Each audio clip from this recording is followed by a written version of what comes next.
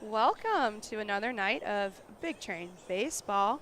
We are on the road tonight after a nice day off yesterday, Monday. It's beautiful Tuesday here at Frank Mann Field in Alexandria, Virginia. Bethesda Big Train now 9-1 on the season, taking on the Alexandria Aces, who I believe are third in the league right now behind the Train, obviously, and the Gaithersburg Giants. Nick, it's a beautiful night for baseball here. Look, I'm glad we're back out here. We had a day of no Big Train baseball for the first time in a while. We're going to have off Wednesday again, and then I believe we have 10, 12 straight days of action. Yeah, I was going to say it's going to be a lot of baseball after Wednesday. We'll be back home at Shirley Povich on Thursday, and then from Thursday on, it's going to be quite a long road until we have another day off. But that just means you all at home get to listen to Nick and I for quite a few days straight. So it should be exciting stuff in that regard. Yeah, so, one more day without Big Train baseball tomorrow. What are you going to do to fill that void, Allie? Giving some swim lessons. Okay. Probably going to watch some TV with my sister. Very nice. Still the summer I became pretty. Yeah. We have one more episode. We have the finale of that. Last night my family finally finished Volume 1 of Season 4 of Stranger Things. Very nice. And it was very good. Excited for Volume 2. I'm 3 episodes in now. I'm Volume 1? No, to Episode 1, or Season 1. Of Season 1 of I'm the show. catching up. You went back. Yeah, because I don't remember anything. Yeah. Anyways, your Big Train batting order when we get started here. It's going to be Luke Nowak, TJ Rogers, Emilian Pitre, Garrett Felix batting cleanup like we've seen, Peyton Schultz, Baylor Cobb, Trey Wingett, Colton Hegwood, and then to round it off, Clay Wargo in the DH position. And in the field for the Aces to start will be Yount on the mound, Friend catcher, Sullivan first base, Hakopian second base, Tellier shortstop, and Offshack at third, Kuntz at left field, Ize at center field, and Boyd over in the right field. So pretty common batting order we've seen from the Train so far. I've been really liking how this is working ever since Luke Nowak came to join after East Carolina ended its NCAA tournament run. He's been really efficient in that leadoff spot. TJ Rogers, Emilian Pitre, Garrett Felix, Peyton Schultz, all those guys, super consistent. Yes, he has, and he'll be leading off here today, and he's just been so consistent at getting on base in those leadoff roles. He's batting over 500 in a small sample size and has been outstanding so far. So again, at the plate right now, Luke Nowak, the Pirate, and facing Yount on the mound for the Aces. Yount out of George Mason, a local college student. Also a local person as well from Stafford, VA. I believe that's not too far from here. First pitch of the game in there, strike one. Yount off to a hot start. Ace is a team that likes to have a lot of their players pitching. They have about 20 different guys who have appeared on the mound so far this season. Oh my gosh, yeah, look at that stats page. Yount has made 1 start for 5 innings, giving up 6 hits and 3 runs, just 1 K to 2 walks. Second pitch into Nowak, a ball, count 1-1. Nowak, like you said, a Pirate, just got into the team, a recent addition, and he's really been red hot to get things started for them. The 1-1 outside, count 2-1. Wow, there are a lot of pitchers who've played for this Aces squad, but Yount, one of the most successful. Just 1 strikeout, though, coming in. He's struggling here, count now 3-1. Yeah, I eyeballed that massive list very well. It's exactly 20. Including multiple position players like Kuntz we see out there playing left field. He's pitched for them already, as well as Brown, who we've seen play in the outfield before. The 3-1 does not go, so Nowak will take his base at first, bringing up TJ Rogers. Good start for the Train, runner on base early. They've been red hot in these early innings in the last couple games. We'll see if they can continue to build off that with Nowak on first, sorry. Gotta correct the pronunciation. I know that one had us shocked because I thought it was going to be Novak. I thought it was going to be one of those W that are V's. I was as far off as it could be. Patrick's looking at me weird, but that's a thing. Oh, Patrick says it's German. Yeah, our setup today is kind of interesting. We're like between the bleachers, So Patrick can hear us, Michael can hear us, all our writing interns can hear us. All the fans can Fans hear us. can hear us. Everyone can hear us, including you guys at home, of course. We'd like to thank you for listening in, whether you are opting to or we're just right next to you and you can't unhear us. Ute, second pitch into Rogers, strike 2. So Ute now ahead after walking no walk. This is what you want to see from, your starting pitcher, a guy who does have more walks than strikeouts in the season, now 3-1, just to be able to attack back after a tough first batter. Pickoff attempt at first, can't get there. Those righty pickoff attempts so hard, you got to turn your whole body. By the time you're facing the guy, he's already back on the bag if he's a wise base runner.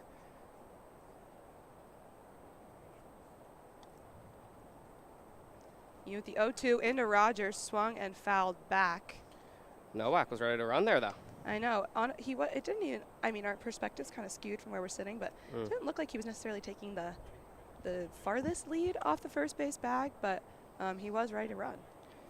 I mean, I feel like all these guys are always ready to run. And I think, on the 0-2, the pitcher's been throwing some very strikey strikes this at bat. I think they probably sent him thinking it would either be put in play or be a K. The 0-2, high, count 1-2 now. Strikey strikes is a high-level term.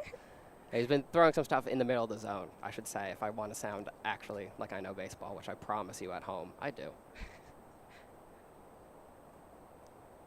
The 1-2 into Rogers, swing and a miss. So that'll be the first K for Ute, and then it'll bring up Emilian Pitre. That was a great pitch from Ute at the end there, breaking into the dirt. Had Rogers trying to get a piece of it, but instead swinging like a golf club. Brings up Pitre, who's batting .500 on the season. And that is not a Nowak 7 sample size. He's faced 34 batters on the season. He's such a monster. Yeah, he really can hit. 17 hits, leads the team. Next highest would be Felix with 12.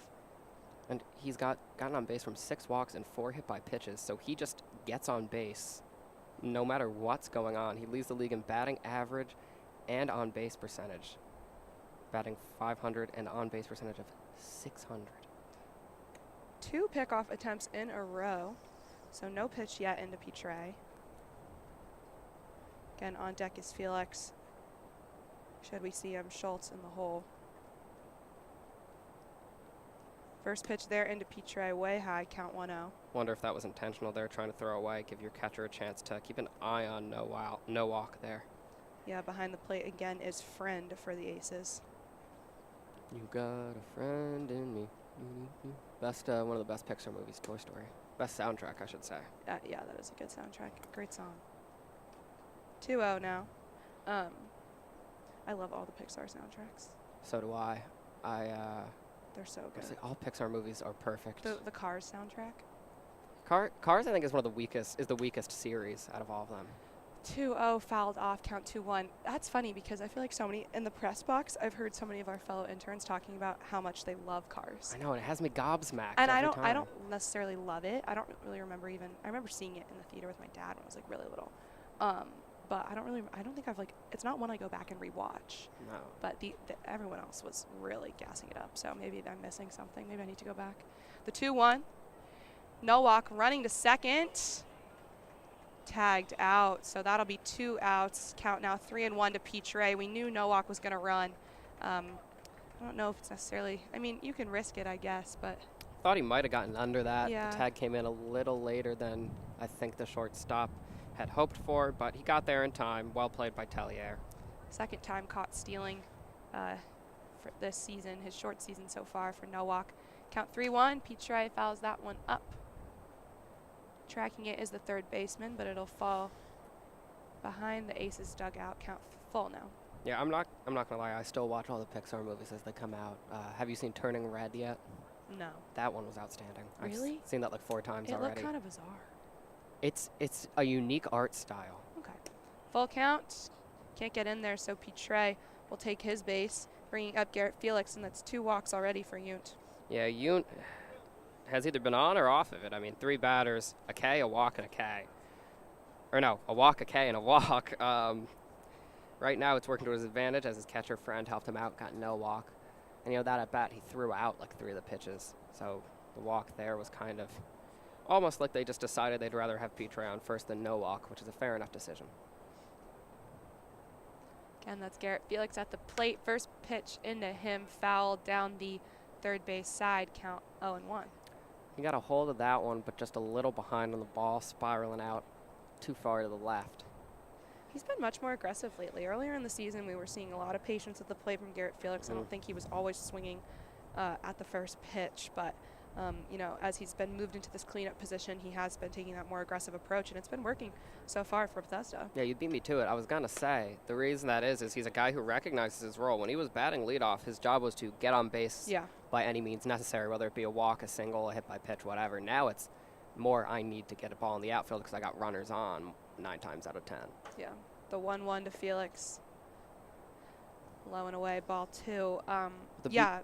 Since he's made that shift, we've really seen his hitting improve. And obviously, he's a guy who still draws a lot of walks, but not quite as much as he did, I think, when he was in that number 1 spot.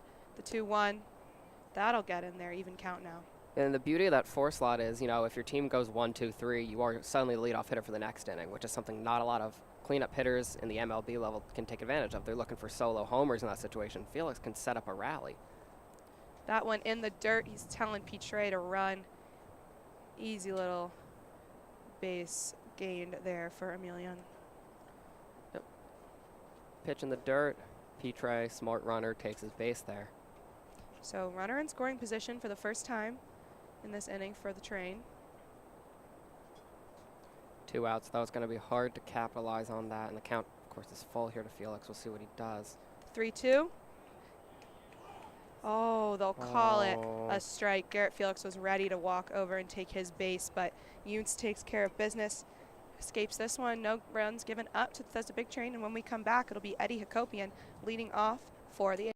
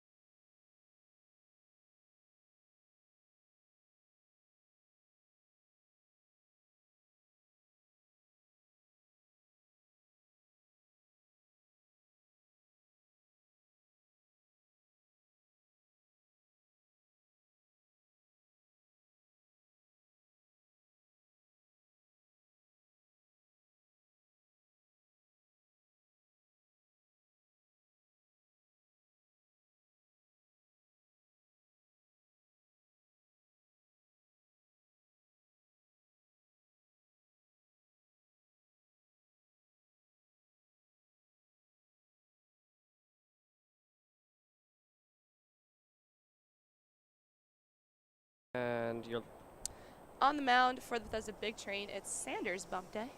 Ryan Sanders out there, the guy who's really been pitching at every field but Shirley Povich. He's quite consistently been our away pitcher, just based on how the rotation has fallen. First pitch in from him to Hakopian is a ball.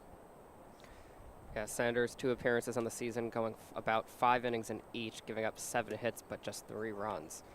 That one, strike 1. He's been quite impressive. 11 Ks to 1 walk. Sheesh. Yeah, very efficient. The 1-1 into Hakopian. Ball 2. Again in the field, Cobb behind the plate. Schultz first, Hegwood second, Petre shortstop, Rogers third. 2-1. That one chopped foul, count 2-2. And then your outfield, Garrett Felix at left, Nowak in the center, and Trey Wingate out at the right. You know, Sanders was normally the fourth pitcher in this Train rotation, but we finally saw a fifth guy get in there, Nicholas Del Prado getting the start the other night. That was quite a performance. 2-2. Chopped right to Schultz, the first baseman. He'll get to the bag just in time. Great for out hustle number 1. from Hakopian. He really, really went for that, diving headfirst into first. Not a thing you see too often, and good hustle from the second baseman. Yeah, Hakopian, a player who previously was at Cypress Community College in California, but he just committed to University of Maryland, so he's going to be a Big Ten guy in the fall. That's a huge upgrade going JUCO to Big Ten. Seriously. First pitch in there. Ball 1, count 1-0 here to Wolf, the DH today for the Aces. Yeah, it was a huge deal. He's also a local guy. He's from Churchill High School, so he's coming home. He's going to play D1 baseball. Good for him. That one high as well, count 2-0. Yeah, but back to Del Prado, I think that was arguably the best start we've seen all season. Yeah. He was just so dominant on the mound. Looking for his numbers. It was 5 innings pitched, 7 Ks, no runs, just 1 hit.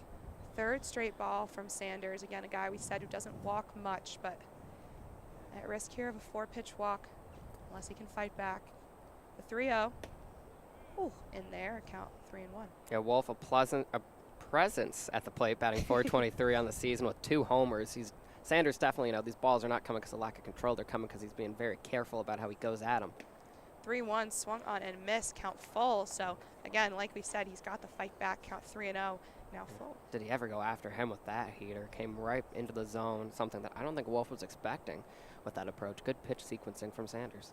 The 3-2, swing and a miss. Nasty. That was quite the little comeback there from Ryan Sanders. Okay, He just sorry, I was just gonna say, he just looks so confident on the mound. Like he never really smiles.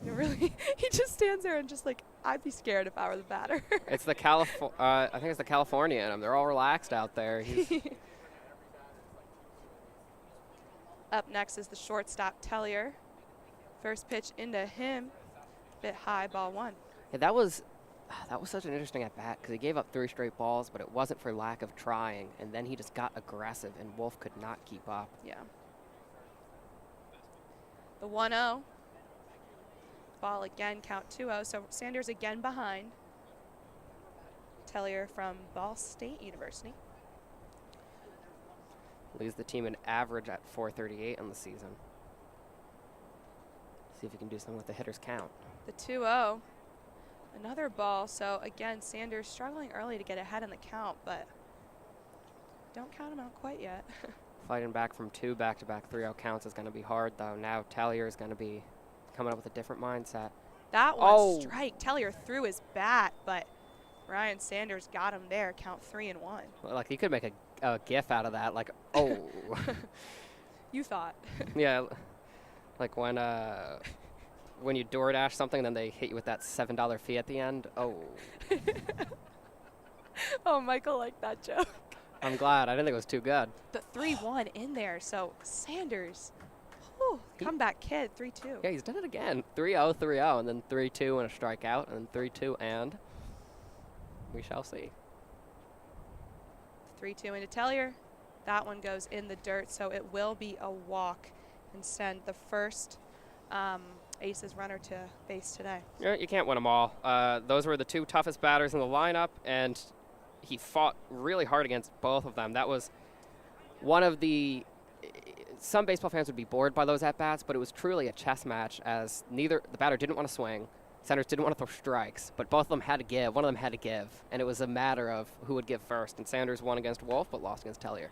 That one hit out deep into center field. Calling it is Nowak, and he'll get there. So that'll do it for the first inning. Still scoreless here at Frankman Field.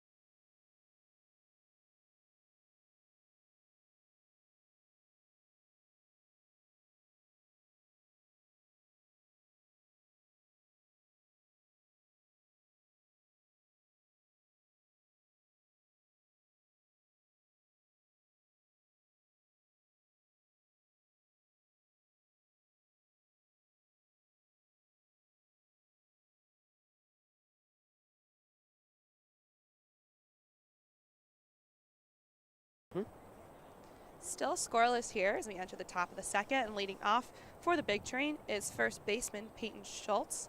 Again, that's Yunt out on the mound for the Aces.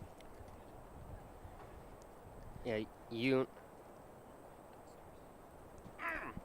I just realized that Allie told me this before the game. I that did tell you to fix that. It didn't. I thought I saved it where Let it the said record crop show. dusters, but it did not. It's Aces. First pitch into Schultz in the dirt, ball one. Michael leaving a Diet Coke next to us. Looks cold. Choice of the Diet Coke. Yeah, Have you seen the thing on TikTok that's like healthy Coke? No. Like you put balsamic vinegar with seltzer water and it's supposed to be like healthy Coke. I don't know. I just saw that. The 1-0. That one hit deep into the gap between center and right field. It'll drop and bounces over. It went straight over. Oh my goodness. I can't really see right field, but first home run of the year for Peyton Schultz, third of the big train season so far, and that'll put them up 1-0. Just like Coke made from balsamic vinegar, Peyton Schultz at the plate, disgusting. Yeah, he has really excelled. Originally was batting like in the 2 or 3 spot before Coach Sal made some changes, and he's been in that number 5 slot recently, which has just made this order so dangerous when you get down all the way to number 5 and you've got a guy who can do what Peyton Schultz just did. He's quite the slugger. Swing and a miss there for Baylor Cobb, count 0-1. But Big Train get on the board, and this is a team that we haven't really seen hit too many extra base hits and home runs and things. So for him to get the game started like this is huge. That was amazing. 0-1 into Cobb. Are people seriously making Coke out of balsamic vinegar? Yeah, it's a thing. All over TikTok, I swear. Oh my God! Have you seen the people making like bread out of chicken? No. They like grind it on a cheese grater, mix it in, and then like bake it twice, and then make like a burger so their buns are just chicken. That's literally disgusting. It's disgusting. So this guy was like 1 out of 10, but you know what? I'd still eat it. I'm like, okay, fair enough. That one fouled back, so 0-2 count here still to Baylor Cobb. Bako, gotta fight back now. Yunt, the 0-2 pitch, bit high, count 1-2. Baylor Cobb, another guy who we've seen hit a dinger. There's 3 home runs so far this season for the Train. It's Cobb, Schiavone, and now Peyton Schultz adds his name to the list. Yeah, you know, it took them a while to get used to the wood bats and trying to send bombs off of them, but now they seem to have got a hold of it. The 1-2 comes in low, count even. Good job from Cobb, 0-2. You're going to be a little concerned, you know, some batters get uncomfortable and start swinging at stuff that they might not otherwise, just an attempt to stay alive, but Baylor Cobb letting this count come even. The 2-2 into Cobb fouled back, so at bat will continue. I feel like that's become a phrase both of us use Yeah, all the I time. know. The at-bat I got will that from continue. you. Actually, I don't know. I might have gotten it from you. I feel like Maybe. I don't know what came first. Super fans have to go back and check the tapes. Super fans. We got to have one super fan. Steelers edits? The 2-2. That'll get in there. Kind of late on the call. I'm going to agree to disagree on that one. Yeah. Thought that was inside. I am as well, but Yunt's third K of the day. coming up now is Trey Wingett, 1 out for the Train. Yeah, I don't think that was a bit of a late call from the ump. Kind of didn't really show what he was going to do, and then kind of made up his mind and called a strike. But Look, I feel, at least with umpiring, if you got to take your time, you are so up in the air with it, you might as well flip a coin. first pitch into Wingett, ball 1. And that's okay. You know, we're imperfect. Some stuff is going to be very close, but if you're waiting that long, you're admitting to the fan that you don't really know, which is a tough look for the authority figure. It's hard. The politics of baseball. The 1-0 lands, count 1-1. Wow, okay. Apologies. I thought that was a ball as well. But again, our view is a little different here, so maybe I know, this is like the weirdest view we've had yet. And we've had some weird Weirder views. than being beneath the bleachers at Tacoma. They'll say he came around on that one, so count 1 and 2. Yeah, because honestly, we were below the bleachers, but we were right behind home plate, so you could. That was kind of weird not to be able to like see the batter, but you could see the ump and you could see the count and the whole field. Count 1-2, fouled back there. You're right. The view was fine. It was the worst audio setup we've ever had. Yeah, the audio was rough because of the stomping Thump, above thump, us. thump. When's the next time we're going back to SoCal? But this Or one's is weird it because like I didn't even see that home run get out. Oh, I saw that. Maybe that was just a me That problem. that no offense may have just been you. It might just be this big pole though. Is that in your way? No, that's fine. Okay. 2-2 now. Yeah, then that was just I you. saw it, and I saw him run for it and run up to the wall, and I thought it had dropped already. No, it landed on the hill just beyond center field. Got it. 2-2 into Wingate. That'll get in there. 4th K for Yountz. 2 strikeouts in a row for the Train, and Colton Hegwood up at the plate now. All right, big train batters need to adjust. I don't agree with it, but this is a large strike zone today. The inside is up for swinging now. You're going to have to protect yourself. He's called, in those last 2 at-bats, I believe 3 different pitches that were inside, in my opinion, but the batters have to adjust to that. They got to understand that this is the zone the ump's working with. First pitch hit to Hegwood. That'll land out between right field and center field, and he's charging. Will get in there to second base. A nice extra base hit for Colton Hegwood, keeping the big train alive here in the top of the second. The big train, a team that normally hits for contact. A lot of power so far. 2 hits, both extra base hits. Schultz and Hegwood. Yeah, no, lots of power, and we've seen it from Colton Hegwood so far. Again, he did have that homer in exhibition play, and then we've seen him with a extra base hit, a couple singles lately, so he's been really up in the ante at bat. And now it's going to be Clay Wargo, the DH, who also we've been seeing some impressive contact hitting from him lately.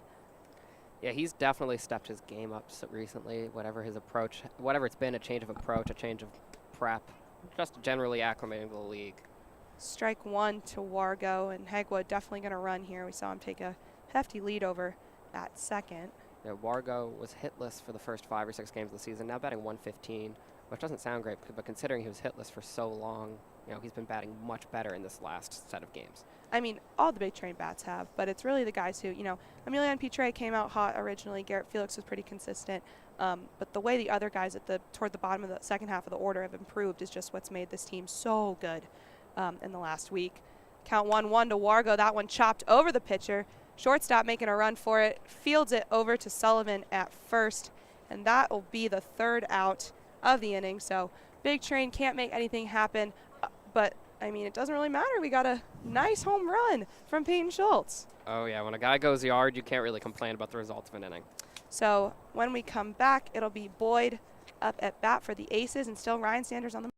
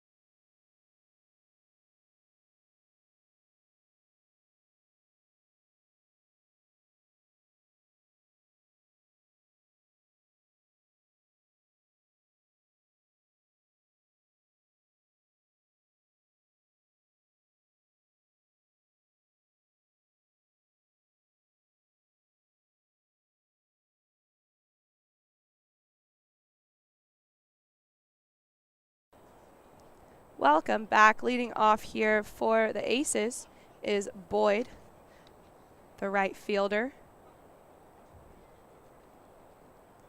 First pitch from Sanders. Huge swing and a miss there from Boyd. Strike 1. CJ Boyd from East Carolina.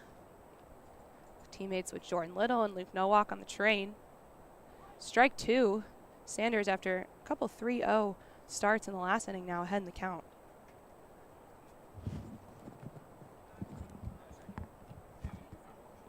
The 0-2, swing and a miss. Quick K there for Ryan Sanders, his 2nd tonight, and off to a much more aggressive start than the bottom of the 1st. Yeah, and apologies to people at home who might have been getting an echo. I realized that I'm playing the video on my laptop with the sound on, but I couldn't tell. I don't think it was getting picked up, but just in case. Now up is Sullivan, the first baseman. I was confused because I heard you talking twice at once. I'm like, what the hell? What on earth? Pitch in Ball 1.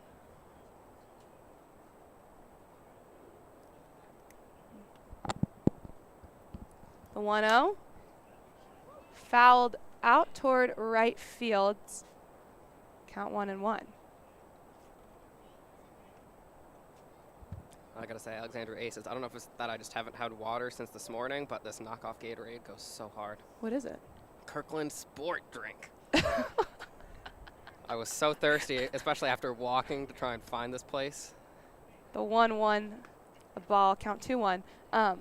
It's like the Costco brand, right? Kirkland signature. Yeah. Yeah. It goes hard though. I can't recommend it enough. Blue raspberry with other natural flavors because blue raspberry is so natural. The 2-1, chopped for strike 2. Tell me you've never seen a blue raspberry before? I can't say I have. They grow everywhere in Virginia. It's across the Potomac.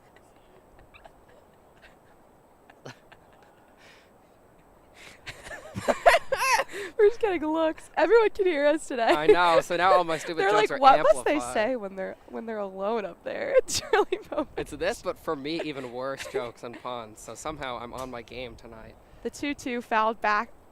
So Sullivan surviving here. Yeah, Sullivan, the first baseman, making his first plate appearance of the game. He's only made it to base 3 times on this season, going 3 for 28.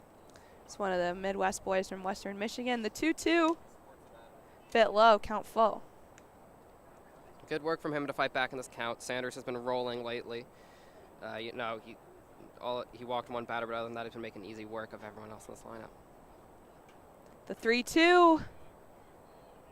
They won't call it in there. I thought it might have gotten in, but ump says no. So that'll be the second walk for Ryan Sanders, and Sullivan will go take his base and bring up Connor Offshack from Elon.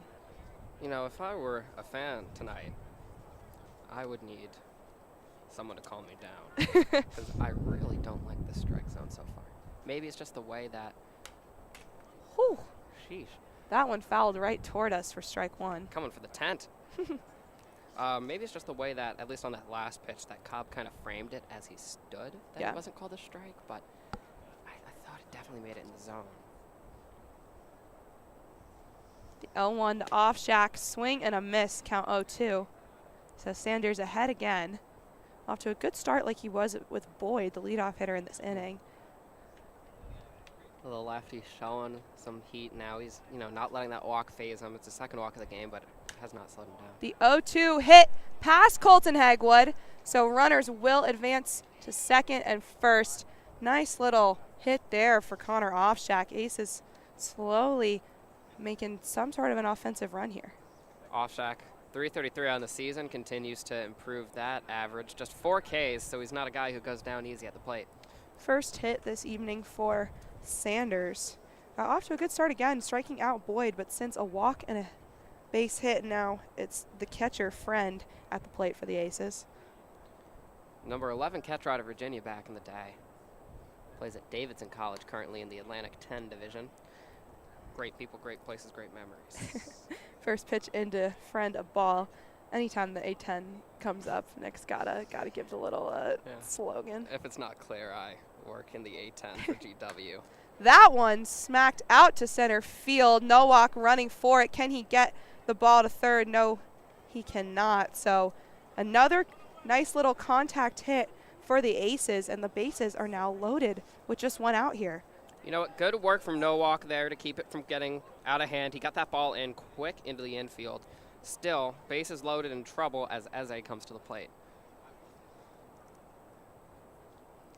Eze batting .241 this year. It's coming from quite a large pool, 29 at-bats, 7 hits.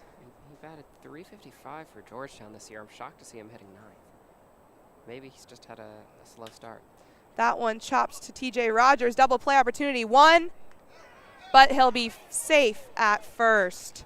So they get the runner out at second, but as Eze with the speed over to the first base bag. Tying run comes home, so now score 1-1. Runners in the corners still for the Aces. Yeah, good play from the Train there, just not in time to grab the runner. Still got the out, only 1 run scored. Not the The dream outcome would be the double play, but you can't really complain with that. It was great base running from Eze. Hit by Hakopian out to center field. Nowak running for it. He gets over the right to get there. So that'll be the third out and end the bottom of the second, but not before the Aces tie it up with some nice contact hitting. Singles from Offshack, Friend, and Eze. And Sullivan, who had walked originally, comes home off that hit from Eze. So Aces chipping away and coming back here.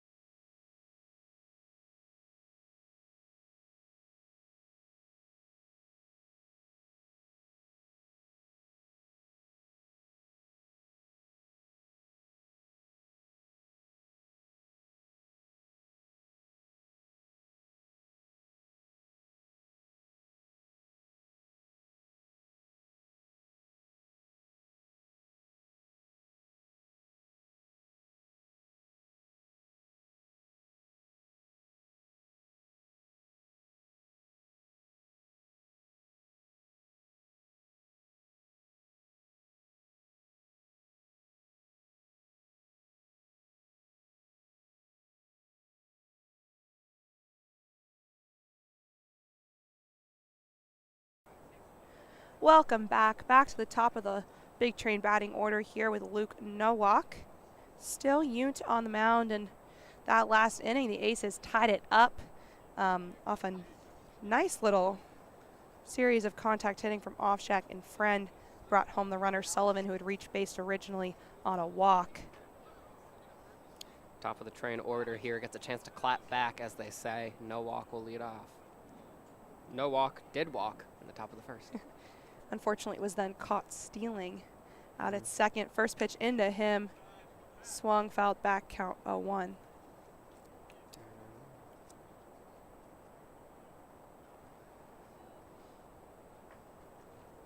Nowak, like we said, he's a Pirate coming out of ECU, but he is actually from Menominee Falls, Wisconsin. Why? That one in 0-2, ahead in the count is Unt now. Do I have his number memorized? No. But do I remember that he's from Menominee Falls, Wisconsin? Yes. So making the trek out to the East Coast this summer to play summer ball. His family was here the other night for his first home game. The 0-2 fouled back.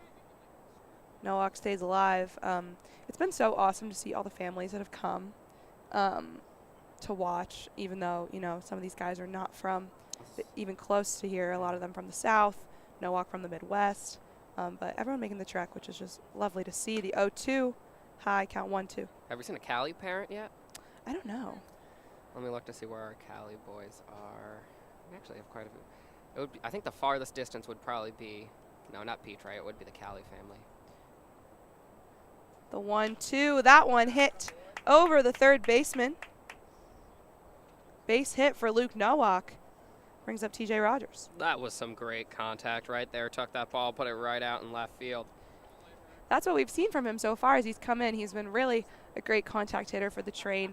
Did walk in his last at bat, so didn't have, didn't get the swing to reach base, but he's really been reaching base and hitting very well and really making the most of that leadoff spot that he's had ever since he arrived in Bethesda. He's gotten at least 2 hits in each of his appearances for the Train. That one grounded out past the shortstop, so another base hit for the Train. TJ Rogers now on first. Like the aggression there from TJ Rogers, swinging at the first pitch, grounds past the infield. No outs. Runner in scoring position. It's Emilian Pitre at the plate. Yount now in trouble. He's given up back-to-back hits, bringing the total to 4 on the day. And facing Pitre with 2 runners on is not exactly the position you want to be in.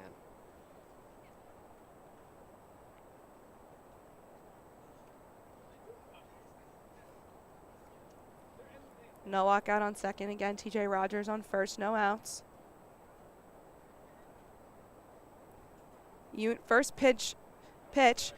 Pitre shows bunt, will successfully get the bunt single to load the bases for the Train, and all of a sudden, huge opportunity here for the big Train to take a hefty lead with Garrett Felix up at bat now. Yeah, Felix at the plate, no outs, bases loaded. This is what you love to see. And Pitre has just been so successful with that bunt single. Out of everyone on the Train who's kind of tried it, he has been the most consistent, and a nice little move there to load the bases.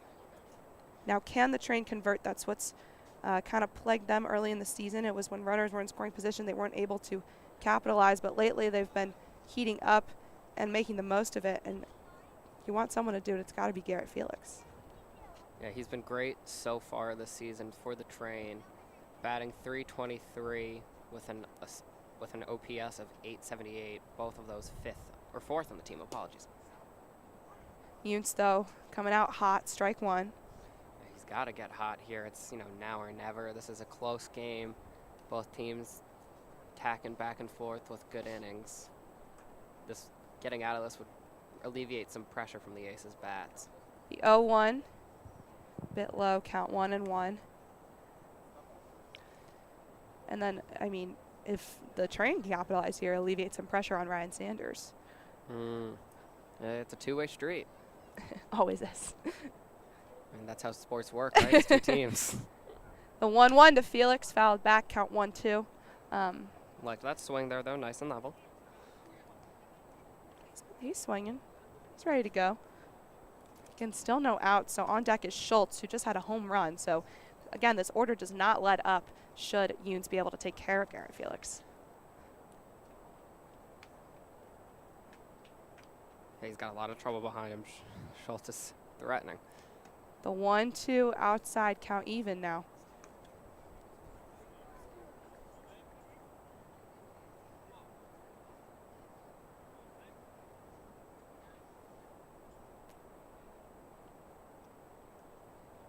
Yountz, the 2-2. Full count here. Yountz had him in his kind of count, a 1-2, and then just slipped behind. Yountz with 2 walks in the first inning, got out of the second without one, but a walk is definitely not what you want here. Again, bases loaded for the Train. The 3-2, that one chopped foul. So Felix extending this at-bat here. Did you have to be careful not to say, and the at-bat Yeah. continues? Because I could tell there's a I'm pause. coming up with new ways to say it. There's staying alive. There's stays at the plate. Lives to see another day. That's a bit dramatic, but you could say that. Maybe I will. Maybe I'll throw that one out there later.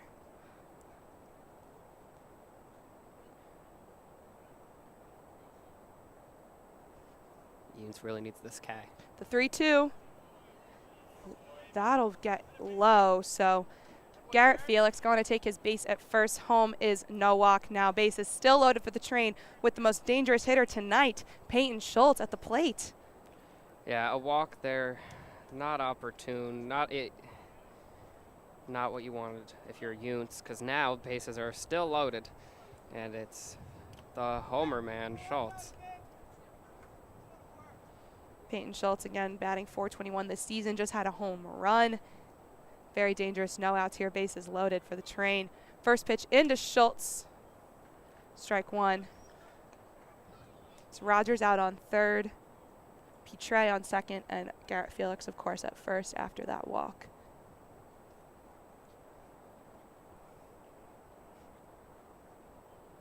The 0-1 to Schultz, that one chopped, and that'll be fair. So coming home is Rogers, Pitre running home as well. Garrett Felix charging all the way to third, and he's coming home as well. Will he make it?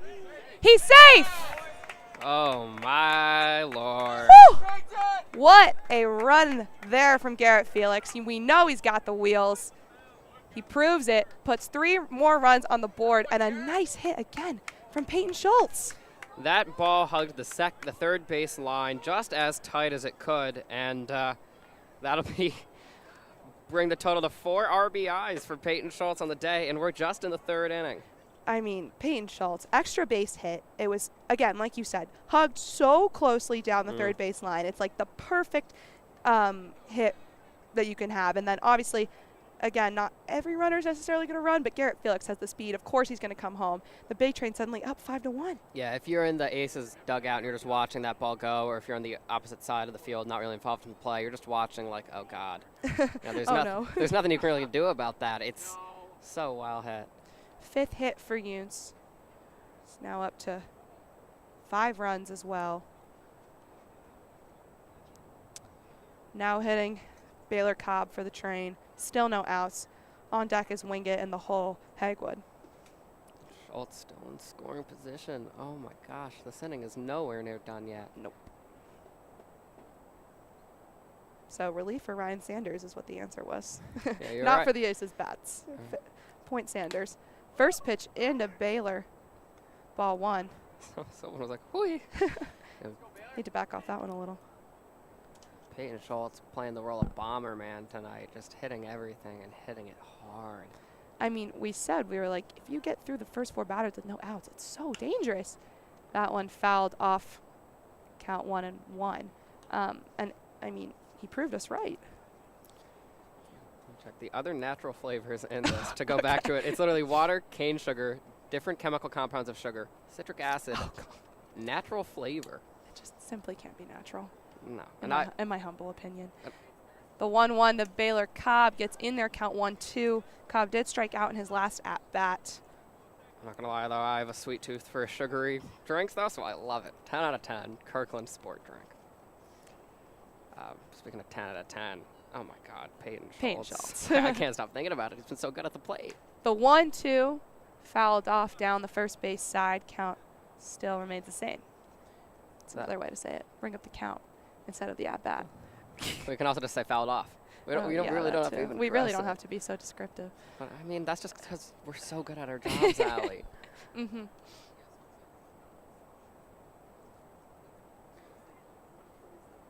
Yountz, the 1-2 swung on and missed. So 2nd K for Cobb. 4th for Yount. Yeah, that was tough for Cobb. He was swinging at a couple pitches that just were not competitive. I believe that was actually 5th K for Yount, yeah? Yep, sorry. No worries. You know I make those mistakes every single game. I thought we were playing in like the top of the 5th and the 7th yesterday, so. Oh, yeah. Oh, my gosh. You were like, when we come back, the big train bats. Yeah, Yeah. TJ Rogers had just left the plate. Swing and a miss for Trey Wingett, count 0-1. Again, Peyton Schultz, the lone runner out there on second. It's been a long week over I know, in Foggy Bottom. The and day I off was apologize. needed. The guys needed a day off, too. We Oh. were talking to them after the game, and they were like, yeah, we're excited to. What did Jordan Little was like, I'm going to sleep till noon. Yeah, that was great. The 0-1, Schultz is running. Will he get there safely? Yes, he will. Pitch goes wild out into left field, and Peyton Schultz will come home. So another run for the big train. Great decision to run there from Peyton Schultz. Friend, the catcher, just could not find the glove of Offshack quite well enough to make that play successful, and another run tacked on for the big train.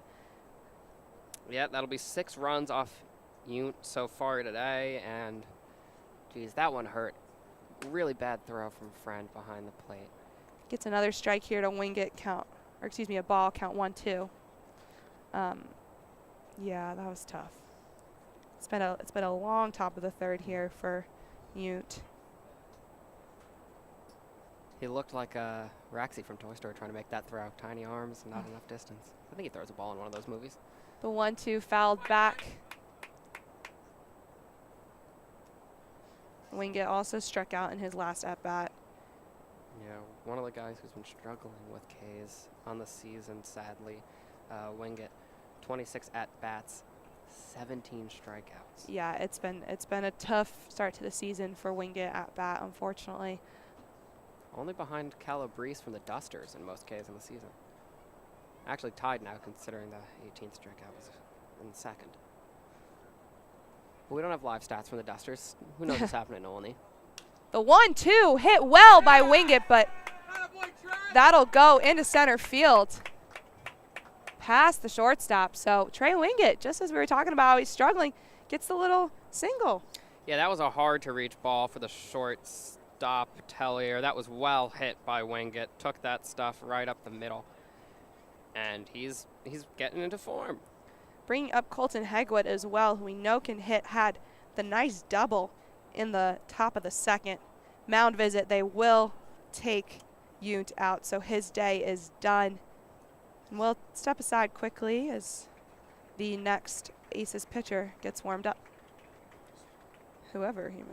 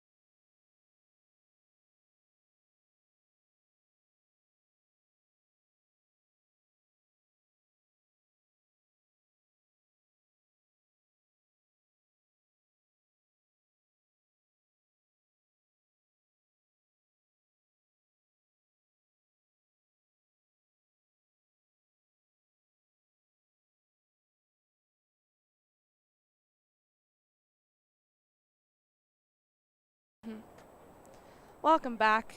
New pitcher in for the Aces is Matt Delano from Mississippi Gulf Coast. It's a JUCO, and he's a Mississippi native himself. Been having himself quite a season, and he'll be facing Colton Hagwood here for the Train, and that's Trey Wingett out on first base. Yeah, Delano so far this season, 6 innings pitched, no runs given up, 6 strikeouts, just 4 hits. With 1 out to work with, can Delano be the answer for the Aces? That one fouled off by Hegwood, count 0-1. I gotta say, he was throwing with a lot more heat than a guy I was expecting from a JUCO school. He has some speed on his heater. Question is, why is a guy like that in JUCO? Is it a lack of control? We'll find out here, but he's ahead 0-1 early.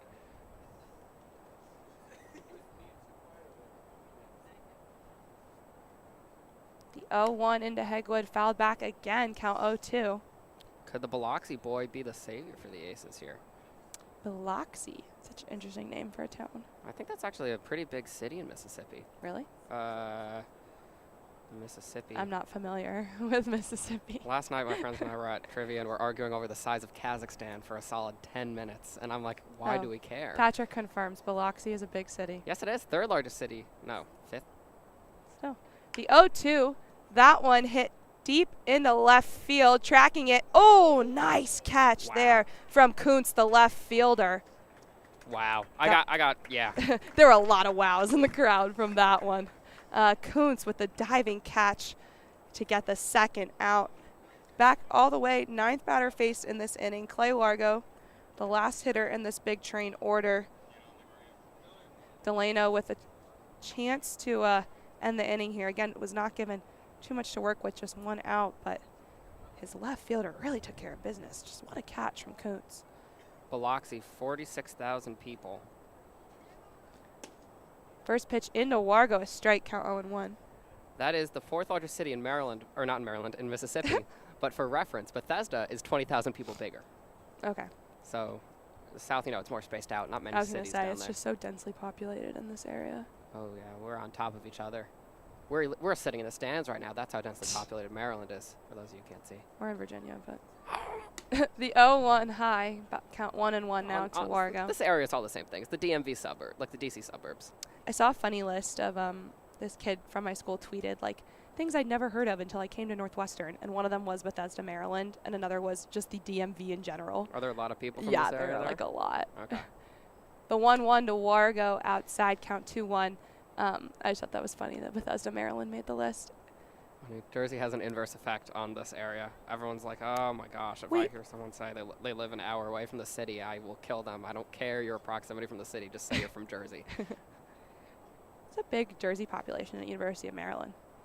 Oh, yeah. The 2-1 to Wargo lands, count even. Delano just 1 strike away from ending this inning. One of my old debate buddies went there for a year, and then during the pandemic went over to Ramapo back in NJ. I think I know someone still at Maryland, but I'm not sure. I know plenty of people. Oh, wait, I do. I know someone. One of my best friend's brothers is at Maryland right now. The 2-2 fouled back. Wargo keeps the top of the 3rd alive here. Yeah, I'm sure you know plenty of people going to Maryland. It's the Rutgers of your area, because in New Jersey. Yeah, it's the state school. We send like 12 people to Rutgers.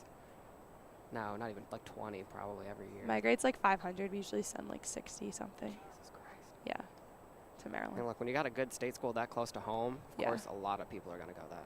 Pickoff attempt to wing it at first. Can't get there, so. And it's so big, they probably don't see each other too much, right? Yeah, I wouldn't think so. I mean, some do. We've gone to her friends before, but. Yeah. I think it just depends. Delano, the 2-2 in the dirt, goes wild. Wingett will hold at first. Good job there from Friend, keeping the pitch in front of him a bit. So full count now. Good stuff from Wargo to keep this at back going. It feels like it's been going on for a while. And I mean, that is a compliment to him considering he was behind early.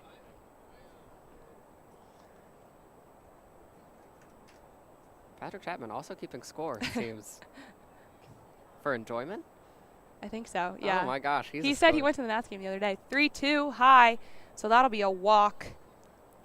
Big Train back to the top of the order here with Nowak, who had a single and then eventually came home for a run of his own. So, I mean, was essential there almost for Delano to take care of Wargo, but can't get it done, and now you've got runners on first and second facing a really dangerous hitter in Luke Nowak. Yeah, this inning just won't end, sadly, for the Biloxi boy. First pitch into Nowak, ball 1. I'll be honest, Biloxi and Jackson are the only 2 places in Missouri that I knew existed. Or Mississippi? Mississippi. Yeah, it's Mississippi. I get the MO and MS state abbreviations mixed up way more than I should. Mississippi doesn't even have an O. Oh, yeah. Well, no, I mean, I get it the one way. Like, I see MS and I think it might be Missouri. Yeah. If I see MO, I know it's Missouri. MI is what gets me. Like, MI is Michigan. Yeah. The hard ones are the AKs. Like, Alaska, Arkansas, and Alabama could all be AK or AL. Alabama could not be AK. Well, it could be AL, and so could Alaska. Yeah. Yeah, there's getting some deep stuff on here. 1-1 to Nowak in the dirt, count 2-1 now. On deck, should we see him, TJ Rogers, who also had a base hit and then a run earlier in the top of the 3rd. The topless train order, just so good at getting on base. The 2-1 fouled back by Nowak, count even. So again, now just 1 strike away from ending this inning, minimizing the damage done by Yount. Delano's been here before, though. He needs this last K. It's the last strike. It's the hardest one to get. I mean, honestly, anyway, getting him out, getting him to pop it up, getting him to ground it out. Still not going to be easy to do against a guy like Nowak. The 2-2 That one hit into the glove of the second baseman. Quick throw to second to get Clay Wargo out there. So exactly what you needed, the fly out, the ground out. He gets it done. Delano minimizes the damage, and the Train still leads 6.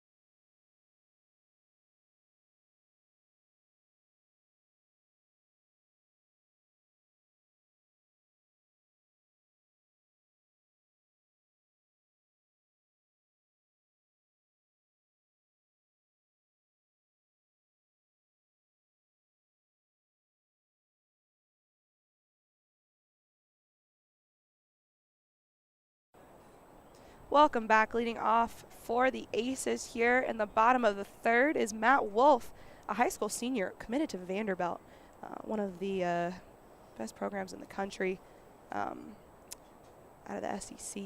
Yeah, preseason high school ranked top shortstop overall. Wanted to go to Vandy because he wanted to follow Danby Swanson. Oh, I love Dansby Swanson. Oh, my goodness. Isn't he on the Braves? Yes, he is. Swinging a miss there, count 1-1. That's a rival team. I know, but I really like him. And he's married to Mallory Pugh.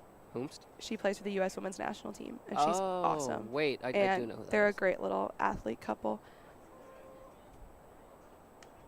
Strike 2. Sanders ahead, 1-2 now to the high school superstar.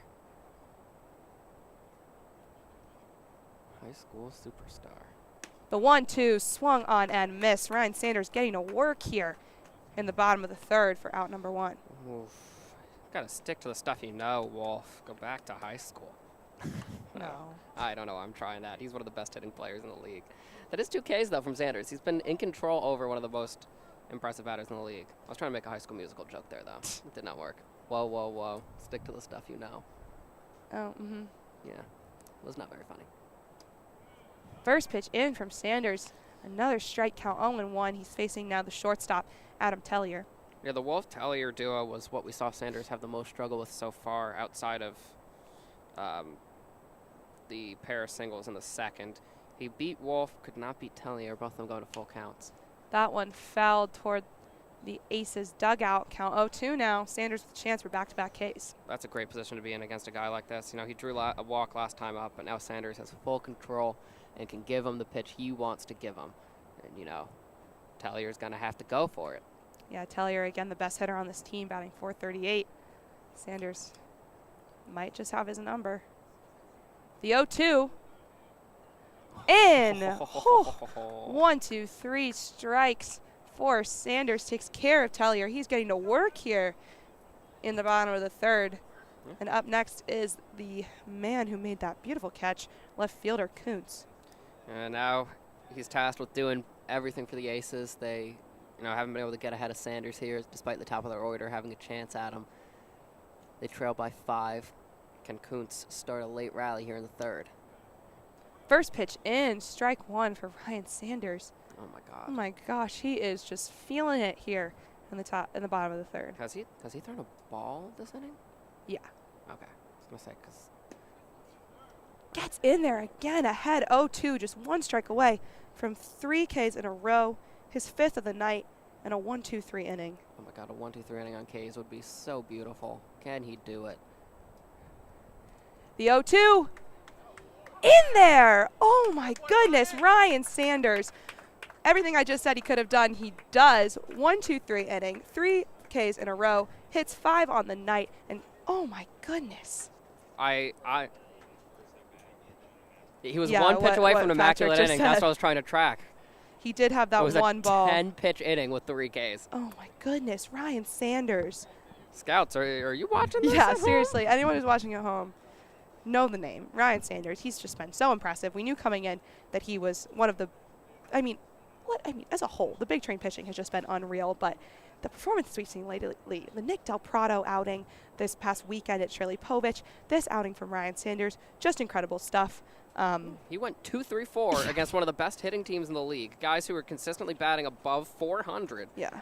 And dominated them. That came in the 2-3-4. Oh my gosh. Wolf's batting over 400. He bodied him. I was making jokes, I was sending him back to high school, but he's a Vanderbilt level player, a guy who's contending for an NBA draft or an MLB draft spot in the years to come. Made him look foolish. Got Tellier and Kuntz looking. I mean, I'm left speechless. That was an outstanding inning. Yeah, huge bottom of the third for Ryan Sanders. When we come back, it'll be the Big Train bats. TJ Rogers leading off for the Train.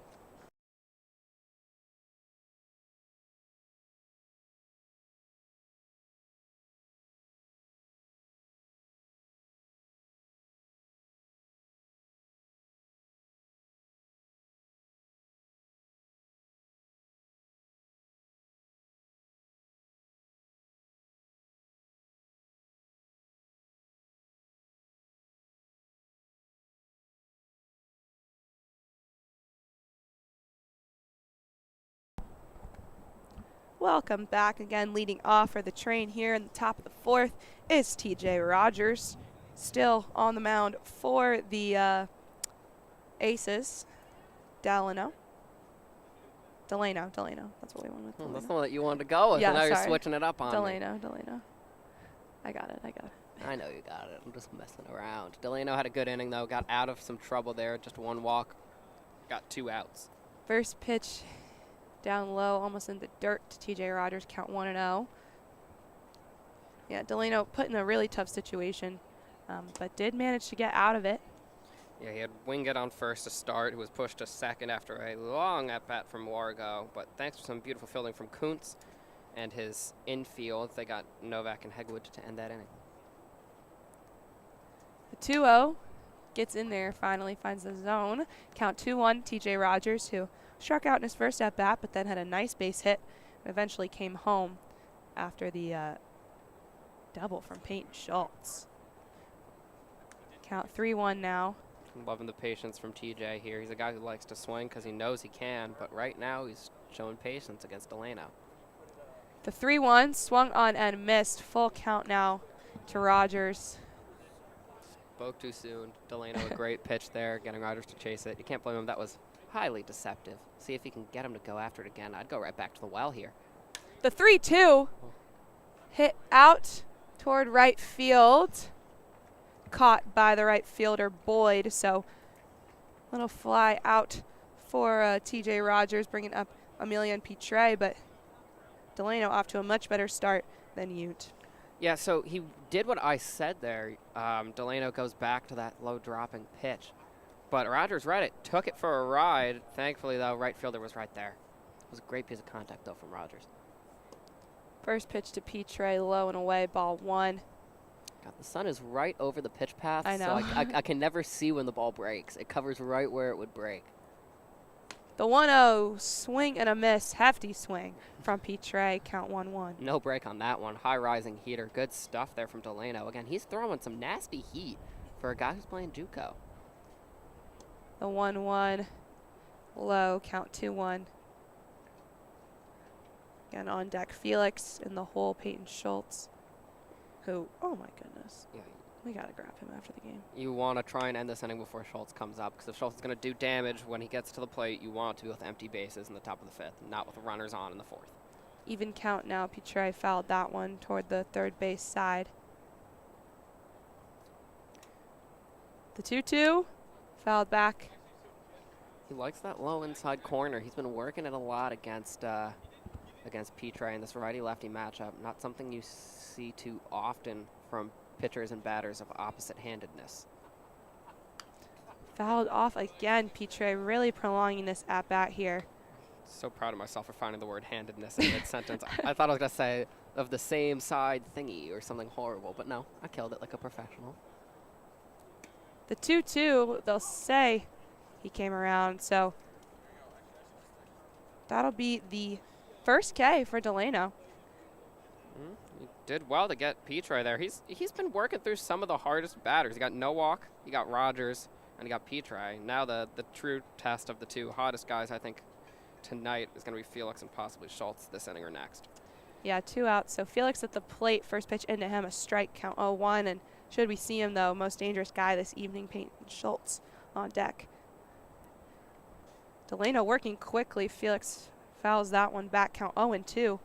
Delano just 1 strike away from a 1-2-3 inning, which is exactly what the Aces need here, down by 5.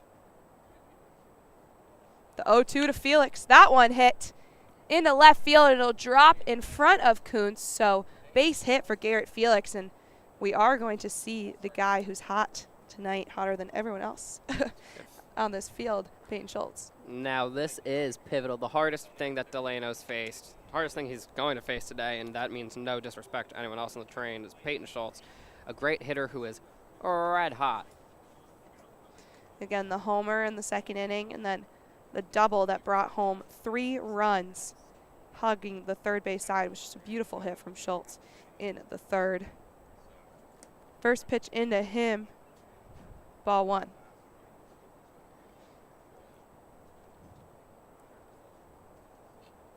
Two outs to work with for Delano, and that was just his first hit given up to Felix. The 1-0 gets wild, bounces back behind home plate, so Garrett Felix easily advances to second. Now a runner in scoring position, and a 2-0 count to Peyton Schultz. This is trouble. You know, Delano got out of trouble in the fourth, or in the third.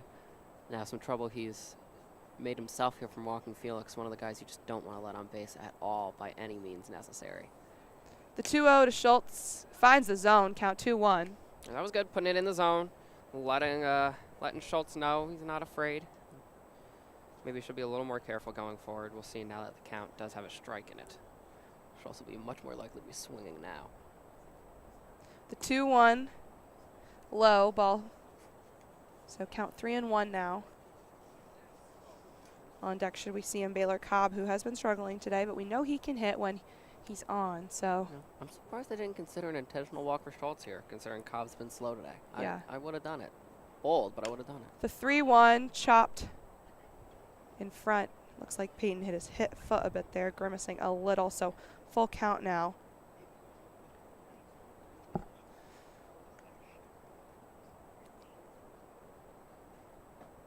Interesting. He's not wearing a Schultz shin. not wearing a shin pad, so maybe it hit his shin. Oh my gosh.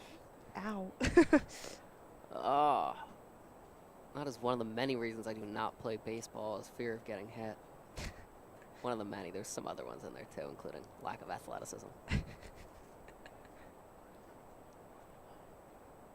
Pivotal moment here for Delano. I was literally about to say the same words. One mind. After 2 weeks, we've already merged into one broadcaster. The 3-2 to Schultz. Fouled back. Felix has been given the signal to run, and not shocked by that. I mean, it's No. either going to be a walk or at the end of the inning, so book it.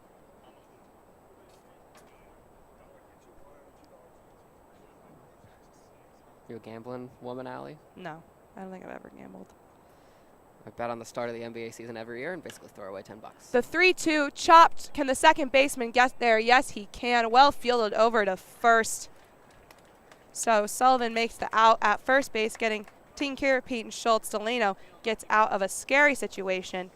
First scoreless inning for the Train since the first, and when we come back, it'll be the Aces bats.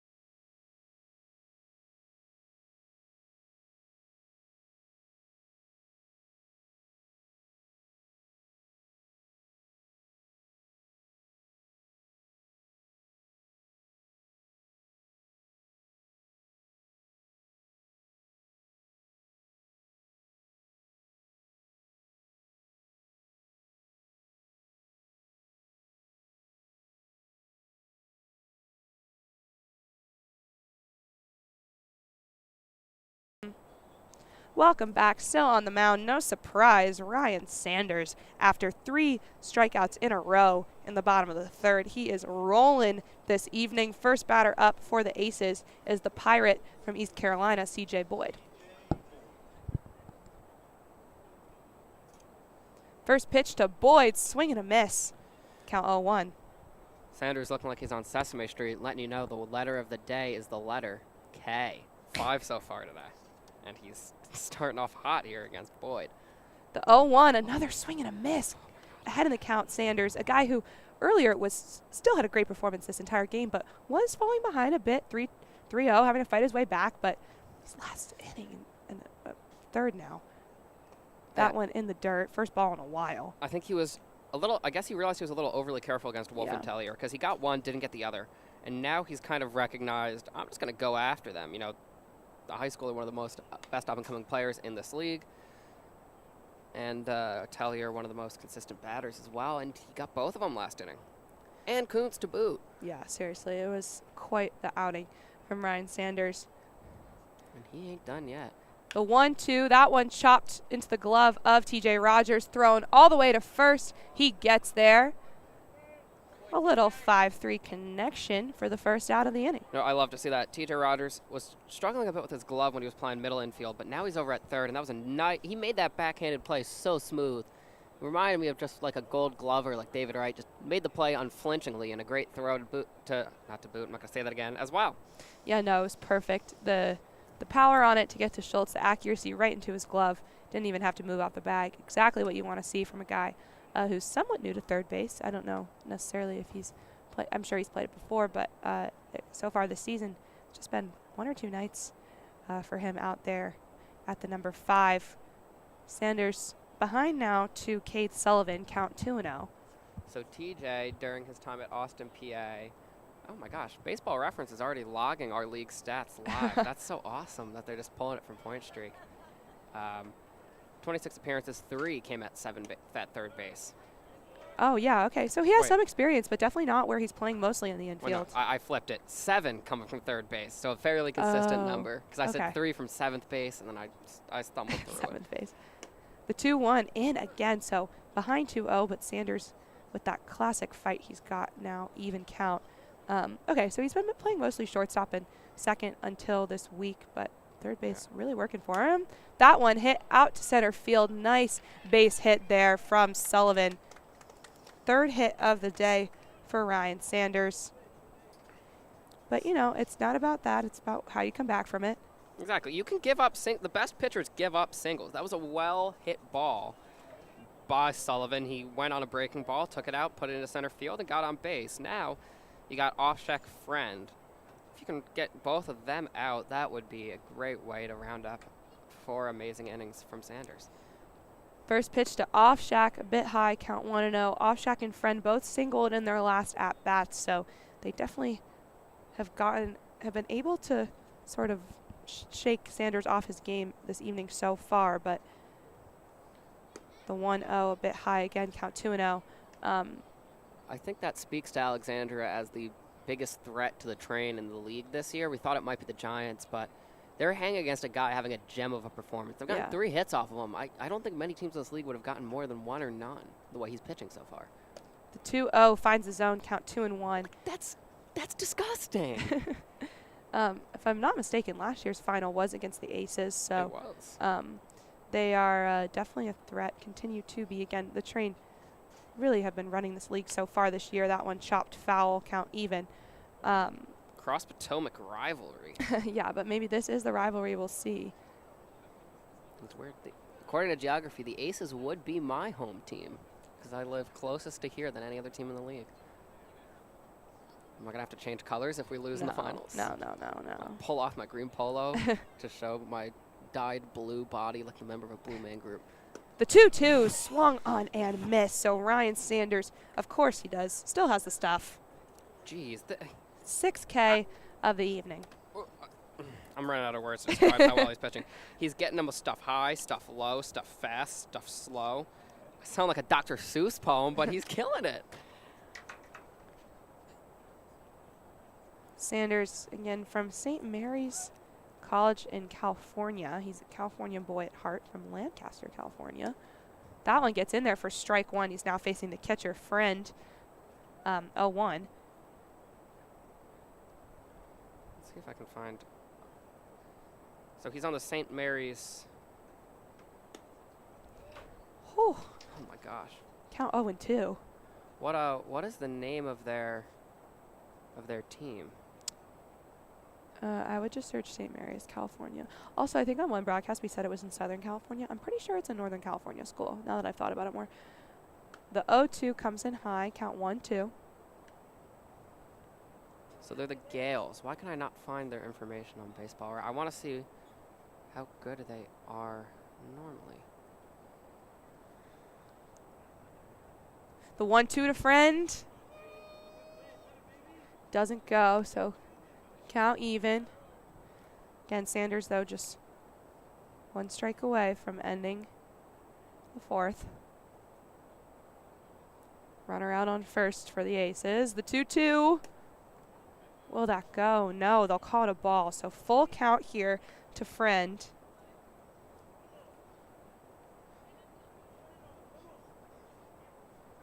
So this year the Gales were 25-30, but could have done better according to Pythagorean win-loss at 28-27. A good program out west. The 3-2, that one hit skying out towards center field. Nowak calls it, and he makes the catch. So 4 batters face for Sanders. Ground out, single, a strikeout, and then a pop fly to center field. Another scoreless inning for Ryan Sanders. When we come back in the top of the 5th, it'll be Baylor Cobb leading off for the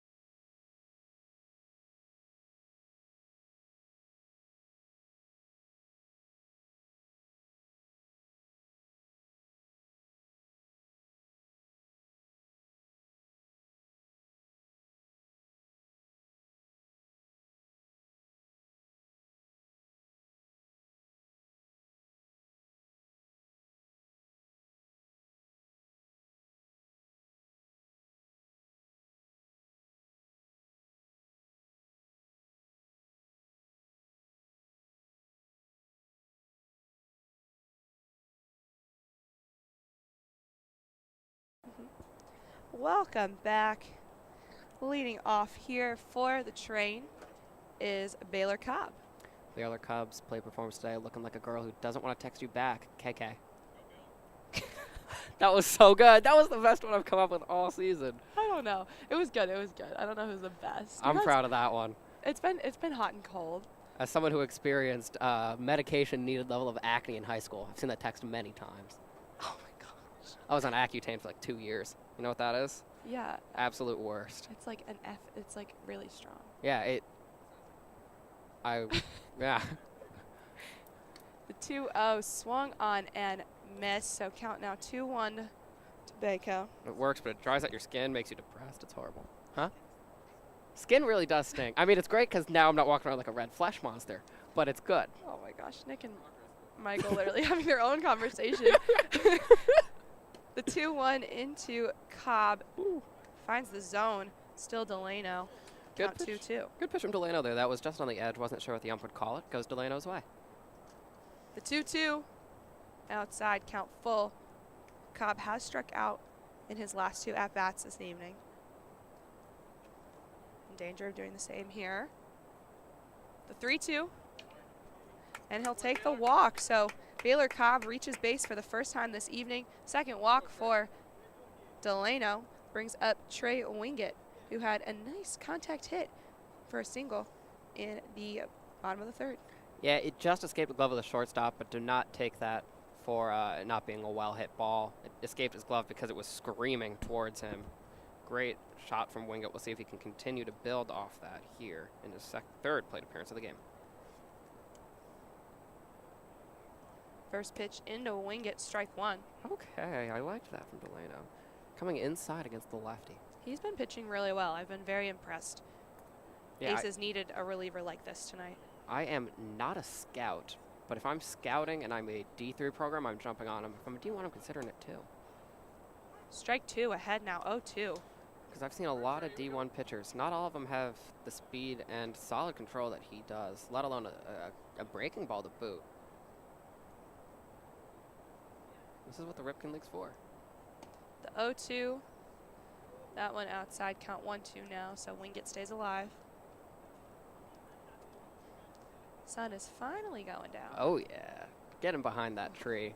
That forest blocking me from getting here, making it 40-minute walk from the bus stop 5 minutes away. The 1-2 swung on and missed from Trey Wingett, so second K for Delano to bring up Colton Hegwood. That's that Delano breaking ball. He was holding it off for most of that at-bat and then got Wingett with it right when he knew Wingett wouldn't be expecting it. Again, Baylor Cobb out there on first. Colton Hegwood at the plate now for the Train. First pitch to Hegwood fouled way back. Count 0-1. Heggie doubled in his first plate appearance, then popped out to left field with that beautiful Kuntz play. Heggie. I don't think we've heard that yet. I'm trying. Wouldn't be surprised if they say it in the dugout.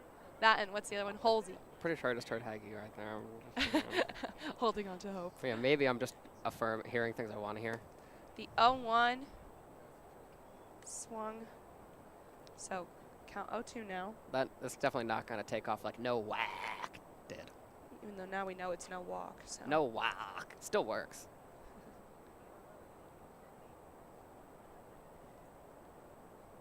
The 0-2 to Hegwood. Swing and a miss. So Hegwood goes down swinging. Third K for Delano. Back to back. And Clay Wargo now at the plate for Bethesda. Yeah, Colton's got 12 Ks in the day, but just one today. He was, being a solid plate presence so far tonight. But Delano starting to work. Or continuing to work, I should say. He's been solid so far. First pitch into Wargo, down low, count 1-0. Again, Wargo, the 9th batter in this Train order, so should he get out of this one, we'll bring up no walk again.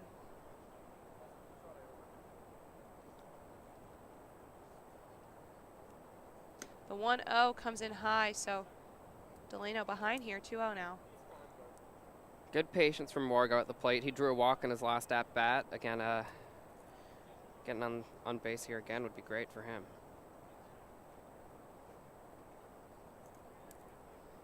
2-0, that one hit deep. Tracking it is Ize, the center fielder, but it will go into the glove of Boyd in right field. So a fly ball for Wargo will end the inning. When we come back, Ize at bat.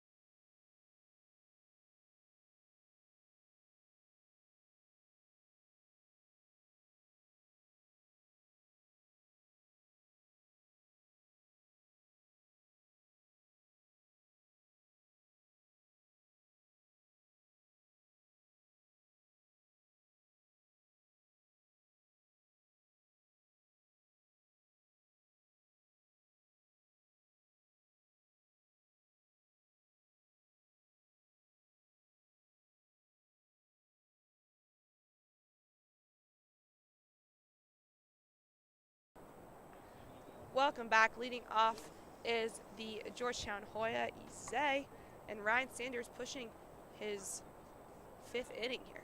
Ise, are you okay? Are you okay? Are you okay? Ise? He walked up to... Yeah, Smooth Criminal. I like that for a walk-up song. I don't know if I've heard that before.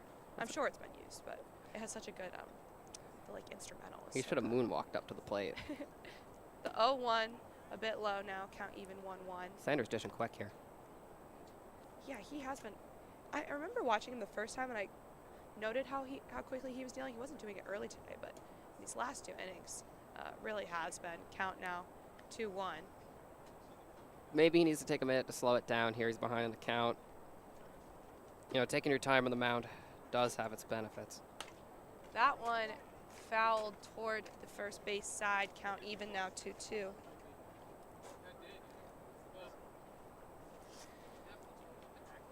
Already 6 Ks on the day for Sanders. He's rolling. Dominant. Someone's yelling out there. Oh, the ball's still on the field. All right. They took care of that. There we go. Can never resume action. The 2-2.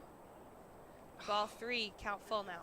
That was well called. Now that the sun has gone, I can see it. That just slipped below Eze's knees. Sanders just 2 walks in his 4 innings. 3-2, that one chopped right in front of home. Rogers makes the catch and gets it over to Schultz, but not in time. Ise quickly moves to first base. Look, that was a weird ball for Rogers to field. It spent a lot of time in the air after hitting the ground, but he fielded it well. Sadly, just didn't come down to him in time. Yeah, it kind of chopped, bounced kind of weirdly. It was a nice hustle to get to it. Just couldn't make the throw in time. Over to first, and now back to the top of the order with Eddie Hakopian. Pickoff attempt at first. Unsuccessful. Hakopian 0 for 2 today, looking to get on base for the first time tonight. Local boy, like you said. Yeah, his father, one of the old managers for the Train back in the 90s, actually, and his brother, Chris, Gatorade Player of the Year, Wake Forest commit, very talented kid at Churchill. Pitch into Hakopian, ball 1. Well, do I feel like I've heard that name before? Is he also in the Cal Ripken League? Chris? Yeah. I think one night Sal might have brought him over to. That's right. He popped in one night. Pinch hit for us, yeah, during exhibition play. But yeah, he'll just be a senior at Churchill this coming year. Ball 2 to his older brother Eddie. And he did pretty well, if I remember, in that appearance. Yeah, he's like very, very talented. Their dad also played for Churchill and then played for University of Maryland, which is Eddie's headed in the fall. That one hit deep. Tracking it is Petre, but Hegwood will call it, or excuse me, Wingate will call it first out of the inning for the Train. All right, now it's the threat of Wolf. He's won both his battles with him today, but you never want to get too comfy here. Talk about talented high school players in this league. Wolf, definitely one of them. Who's the best player you've seen in a game that you've broadcast for baseball? One comes in, strike 1. I called when Notre Dame came to Northwestern. I called that, so definitely one of those guys. I didn't see their best pitcher. They didn't feel the need to put him out against the Cats, which understood. 0-1 swung on and missed. Count 0-2. Try to make the out at first. Close call, but Ise makes it back safely. But 0-2 count here to Wolf. GW does not play a lot of the best teams in the country, but we did play Lehigh when I was a sophomore, and I broadcast a game that Mason Black pitched. He went in the 3rd round for the Giants. He's a nasty righty with a lot of speed. He's playing high A ball for them already after just getting drafted this summer. The 0-2 high, count 1 and 2. Yeah, definitely one of the Notre Dame guys.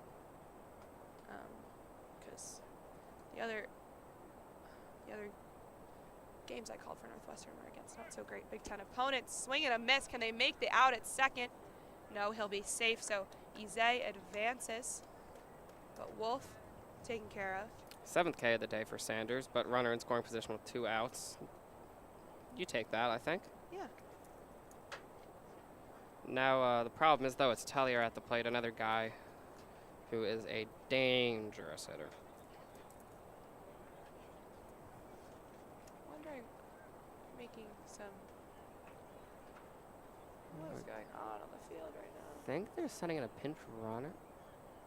Wait, why are the they? third out? No. No, it was a K and a fly out. Why are the Aces taking the field? I'm not sure. Okay, the ump is explaining. Interesting. All right, so the ump said there was a strikeout interference by the batter Wolf, so that is automatically an out, and that'll end the inning, I guess. Mm-hmm. Very interesting. All right, so when we get back, new pitcher on the mound for the Aces, number 9. Find out. I don't have a number 9, which is why I like pause.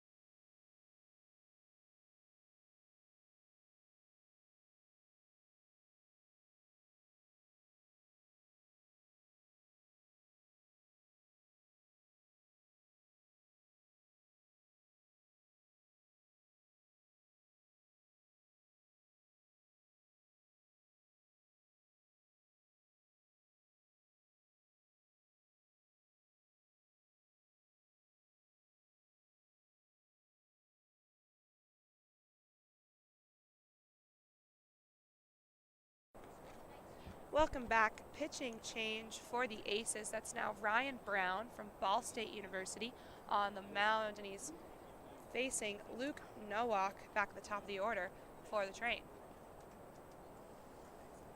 The Ball State Cardinals, I believe they're D1, correct? No. Yes, they're D1 in the MAC. First pitch in from Brown, ball 1. And in his conference, he was CBN freshman All-American. Sorry, that's national. An MAC freshman pitcher of the year with a 2.14 ERA across 46 innings. Finds the zone there.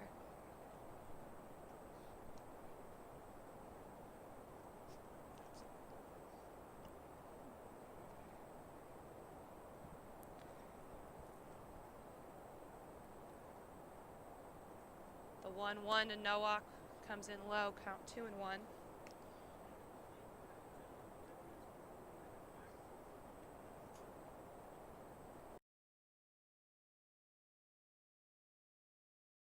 No, we're back. I tried to write out that message, and then I realized my handwriting's horrible, and you're not going to be able to read it. 2-1 comes in the dirt. 3-1 is the count now to Nowak. He's already walked once today. Fun fact about me, New Jersey State Assessment in 3rd grade ranked my essay a 0 out of 5, calling it not English. Normally it's a 1 to 5 scale, but they said I literally didn't write in English. Swing and a miss there for Nowak, count now full. I actually had to go to years of therapy to learn how to write. Just bearing my soul on this broadcast, I guess. Just like what, it was favorite father memory, and I gave the worst memory I could have given. Yeah, that was the 3-2. That one fouled back. Count remains the same. Look, it's a memorable story. I guess. If you were listening, apologies. I'm not sorry. That needs to get shared with the world. Oh, raise awareness for kids who are scared of chicken fighting. I don't think I've ever chicken fought in the pool before, despite like literally growing up in a pool my whole life. But That's right. You're a swimmer, but you've never chicken fought. No. Very strict following the no horseplay rules at the pools. The 3-2 fouled off again, so count still full.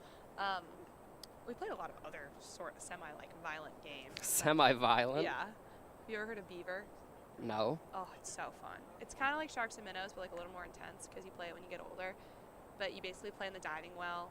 One person's the beaver instead of the other end, and they call beaver, and everyone has to dive in, and you have to get there underwater to the other end without getting tagged. To get tagged, people have to pull you up and tap your head. Oh. Yeah. So it takes some strength, and then as you collect people to help you as you tag them. The 3-2 fouled off again. So Nowak still continuing this at bat here. Nowak, excuse me. It's going to take some getting used to. That sounds intense. It is intense. We've had some injuries at my pool. Oh, please describe. Like, how do you get injured? Like, get scratched, getting pulled up? Like. Yeah, people get really violent trying to pull you up, and then also if you dive too deep trying to get to the other end, we've had some people hit the bottom, which has not been good. Oh, I thought you were going to say run out of air. At least No. that happened. The 3-2 hit nicely. Straight into the glove of the second baseman, though. Quickly over to first. They'll call him safe. Luke Nowak, some speed there to get to first base safely. Nice handle from Hakopian at second, but it was a half swing from him there. Also to wrap up Delano, 2 2/3, 3 Ks, 2 hits, 1 walk. No runs. yeah, he did what they needed him to do. Yeah, they kept Alexandria in this game. TJ Rogers at the plate now for the Train. Luke Nowak over on first. First pitch into Rogers. Friend tried to pop up and maybe make the throw, but kind of left his glove. It was really the way it just kind of popped up, and he was like, huh? He had a moment where he completely lost track of the ball. I enjoyed that. And no running, though, from Nowak. Kept the ball in front of him. The 1-0 to Rogers. Nowak running. Will he make it safely? They'll call him out. Oh. That was a close call, but second time caught stealing for Luke today. I really thought he made. Honestly, I didn't think he made it to first, but thought he made it to second. So I guess ball don't lie. So that'll be the first out for the Train this inning. TJ Rogers at bat continues. Count 1-0. Count 1-1.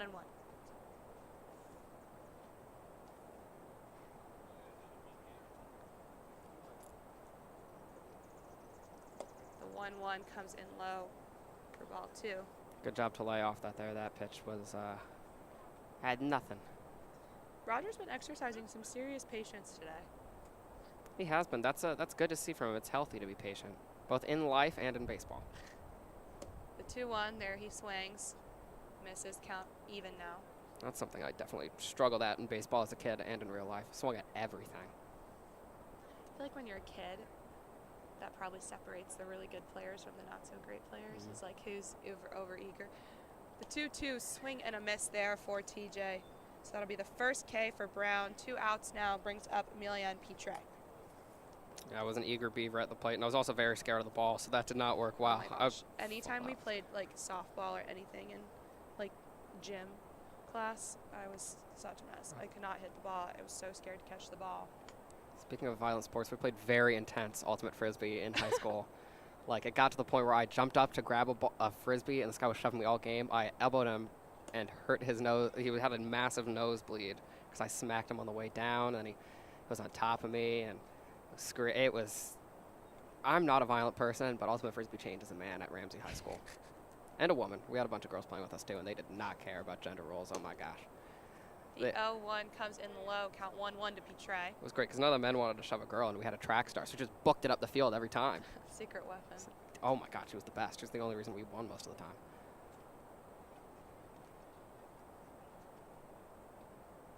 The 1-1 to Pitre. Another swing and a miss there. Count 1-2. Good stuff here from, what name did we say? This was Brown. Brown, yeah. We had a bit of an issue. Read 18 at first, and then it was 19, and there was no 19, and then we figured it out, though. This is Ryan Brown from Ball State University. CBN, freshman, all first team. The The 1-2 hit well by Pitre down center field. Base hit for Emilian keeps the Train alive, bringing up Garrett Felix. Yep, the inning continues. There's 2 outs on the board, but with the way these Train batters can just get rolling, I would not feel safe quite yet. Exactly, even when I'd argue, honestly, that the 3-4-5 is more dangerous than the 1-2-3 from the Train. Oh, I don't know. That's an interesting take. At least tonight. No, I think you're right. I think Pitre plus Schultz and Felix, they're the 3 best hitters in this lineup. Yeah. Nowak is the most consistent contact hitter, though. That one goes in the dirt. Pitre running to second. They'll call him out, so that'll end the inning. Emilian Pitre caught stealing. So Garrett Felix without a chance to swing the bat. 3 times caught stealing, a big Train runner by friend. Yeah, he's been quick today. And when we come, so that's 2 scoreless innings now for the Train. Still holding on to that 6-1 lead. Can they continue? We'll see when we come back.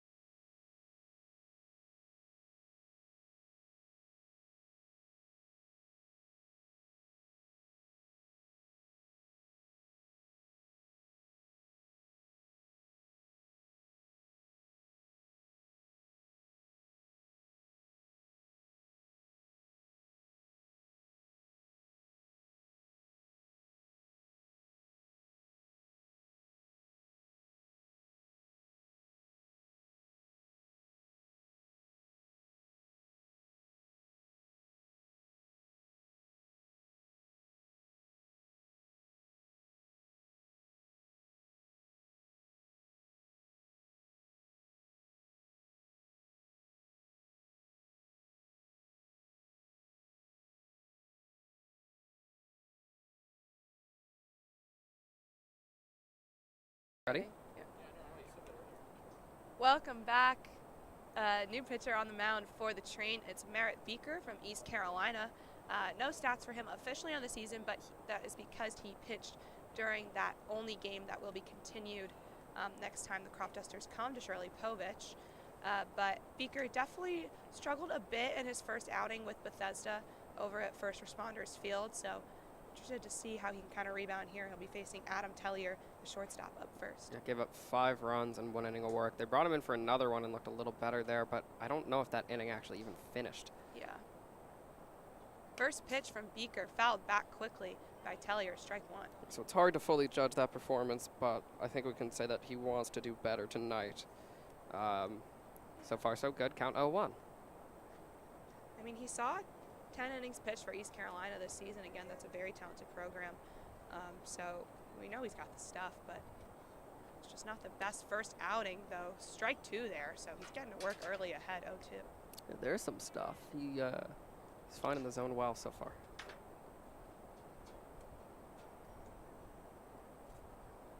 Maybe it's the Virginia air. He likes it better than the only. Further south. The 0-2 fouled back by Tellier. maybe the further south, the better he does. Like James Harden. The further north, the better he does.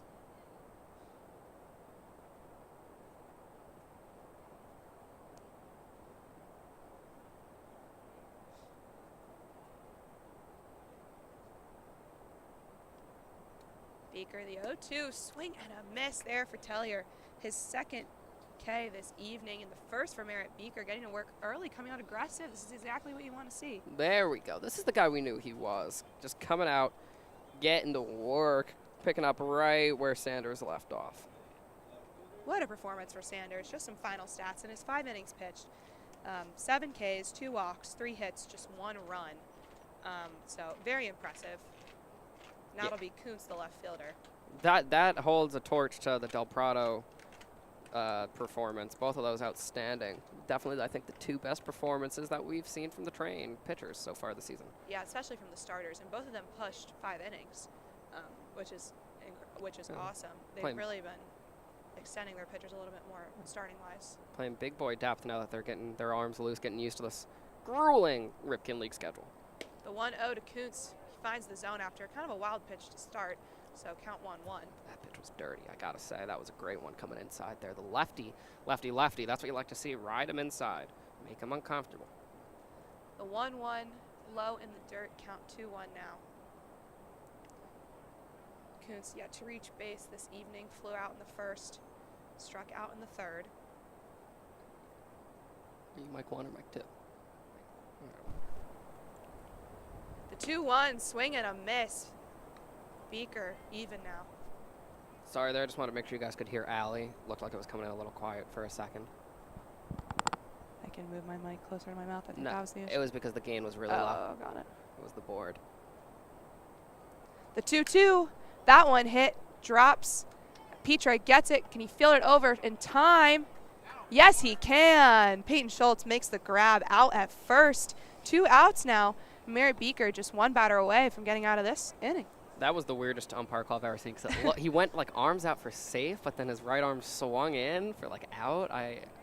At first, you mean? Yeah, over at first. Yeah. I was like, we can't, with our setup, we can't fully see over there unless I lean really forward. And I also was like waiting for the ump, and I was like, oh. All I see is Sal.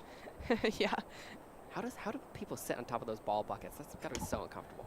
Huge swing and a miss there for strike 1. Can't keep up with the beak. I was trying that nickname, didn't land. Good heater though from Merritt Beaker. That one comes in a bit outside, count 1-1.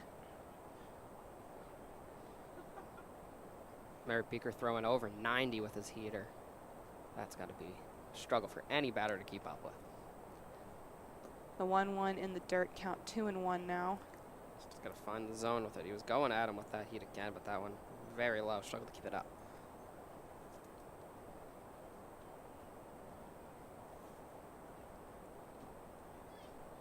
The 2-1 low again, count 3-1. Hitters count.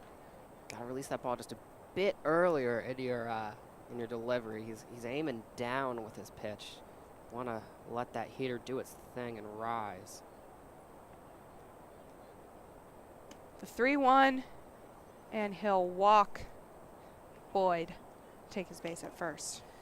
Boyd, first time on base so far today. First walk for Merritt Beaker, but still 2 outs to work with as it brings up Cade Sullivan, who's been a bit of a threat today. Walked, eventually had the 1 run on the board for the Aces so far this evening, and then a base hit in his last at-bat as well. Now he's just got to remain calm and collected. Sullivan is one of the guys doing better for the Aces so far today, but Beaker's just going to stay locked in. He's got the 2 outs. He's ahead in this inning. This is his inning. First pitch to Sullivan, fouled back, count 0-1. That heater had the riser was looking for. Batter was underneath it, fouled it back.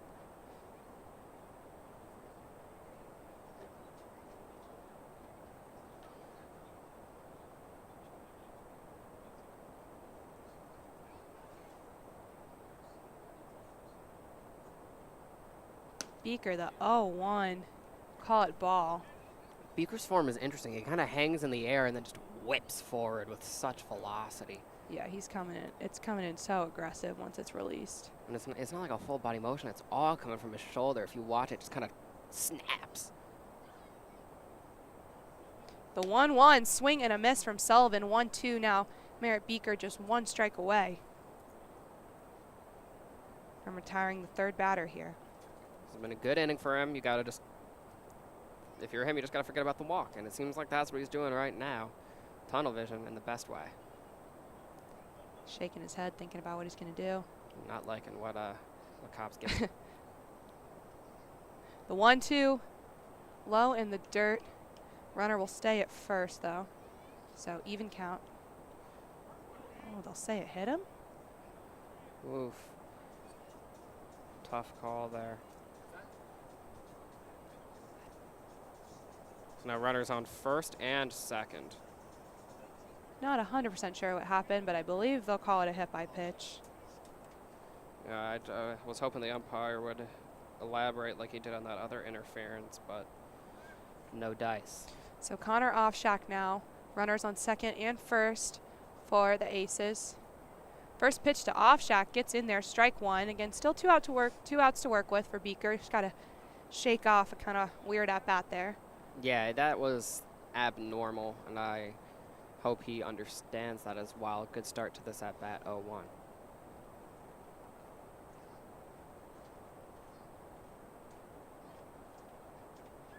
Beaker fires, swing and a miss there from Offshack, 0-2. So ahead in the count again. God, Beaker throws with such power. I know I've already said it, but he just comes out so aggressive.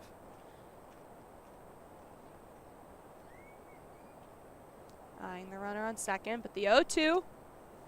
Bit low, ball goes wild, runners will advance. Cobb will hold the ball and not attempt the throw, so runner advances to third, and now Aces got guys in the corners. Or on second and third. Oh, no, he didn't advance. Just, My bad. just the, My bad. yeah. I gotta trust you more. My bad. I really thought the black shirt and the blue too close for my eyes. Yeah, it is a bit close tonight. This is a great opportunity for the Aces to get back on the board for the first time since the second. The 1-2 from Beaker fouled off toward the first base side. Count still 1-2. Offshack so far on the season, he's batting .333 with 4 RBI. Can he tack on a fifth here? Can he bring home the base runner Boyd? The 1-2 low in the dirt, so even count now. Beaker struggling with his control a bit, off to a great start again, striking out Tellier, who's definitely a threat in this Aces order. I think we've just grounded out. Yeah, I think that's what we've discovered is his main thing to work on this season is that control. He needs to keep that heater up in the zone. The 2-2, that one hit, tracking it is Wing It. There we go. And he'll make the catch easily. So Merritt Beaker escapes his first inning as a his first scoreless inning as a trained pitcher.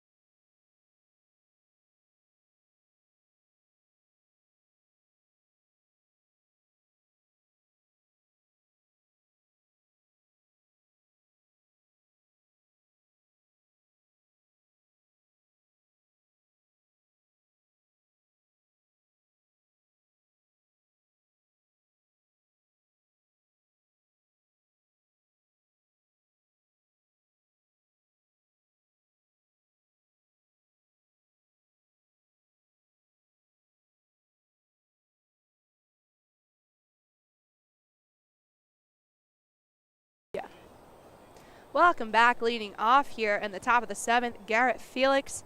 Still Ryan Brown on the mound for the Aces, and it's been 3 scoreless innings for the Train. Aces have really rebounded after the 2nd and the 3rd, especially that 5-run third, top of the 3rd for the Train. Bats have been quiet since. Credit to the Aces pitching staff for that. We'll see if Felix could change that here. He's reached base 2 out of 3 times today with a single and a walk. First pitch to Felix, way wild in the dirt, count 1-0. On deck, Peyton Schultz, and in the hole, Baylor Cobb. The boy, Peyton Schultz. Yeah, the boy this evening for sure. The man who pays the bills. I gotta think I'll get a nickname for him. The 1-0 to Felix, low in the dirt again, count 2-0 for Brown. You know, that's what we'll ask him post game. I think it's your turn to interview, but you gotta ask him nickname. I know, is it mine or is it yours? I'm not sure. Maybe we can get 2. Maybe we can get Peyton and Ryan, because we haven't talked to Sanders yet, and that was quite the showing. That was a really good performance. The 2-0 comes in really high, so Brown really struggling with his command here. Hitters count 3-0.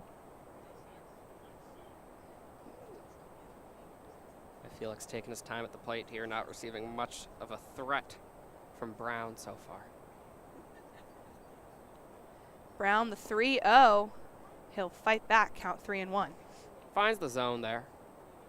Keeps this at bat going. That's what you need to do as a pitcher. I mean, Felix was not swinging at whatever he threw there, so. Don't want to send Garrett Felix to base without an out. The 3-1, but that's what he'll do. Garrett Felix, 2nd walk of the evening. Got to be like some crazy number on the season by now. Oh yeah, I'll fact check that for you. Or not fact check, I'll look it up. Can you confirm that it's a high number? Sorry, I don't know why I said the phrase fact check. I meant back you up. Yeah, he's at 14 on the season, no big deal. 14 up to 16 tonight. No, I already added the 2. Okay. Quick math, Sally. Oh, look at you. Stats minor pays off. And now it is the most dangerous, the hottest hitter tonight, Peyton Schultz. So runner on first and Baylor Cobb on deck. First pitch to Schultz. He finds the zone, count 0-1. Would be a real good look for Brown here if he can retire Schultz. That was a great first pitch. He just hit the corner and came at him with a heater. I mean, it looked like a heater. We can't see any horizontal movement because we are on a 2D plane with the pitcher. The 0-1 running is Felix, and he'll make it there safely, as he normally does. That brings Garrett Felix to 10 stolen bases on the season. He's 10 for 13. Great stat there for him. Something he's done best. I mean, early in the season we saw his base running, and that was really impressive, but the hitting has started to match it, which is awesome. So he's in scoring position, but the 0-2 count in here to Peyton Schultz. So Brown with a real opportunity. He's going to take a moment here, step off the mound, get a little talking to from his friend. His friend. Yeah. Patrick liked that one. It's so funny having all our bosses and our coworkers so close to us today. We get some looks being like, you really just said that? Or we get some confirmation that our jokes are funny. So it's normally a look at me going, you are as stupid on air as you are in real life. You know, that's my brand. I just got to sell it. Now a great opportunity for Brown here against Schultz ahead. 0-2. I could be serious. Brown really eyeing Garrett Felix. The 0-2 into Schultz. Ball 1, so count 1-2 now. Yeah, you got to keep an eye on Garrett Felix. Can you blame the man? You got to be afraid of him just stealing his way home. He's taking quite the lead as he normally does. Yeah, he's almost like a third of the way. Yeah, he just is there.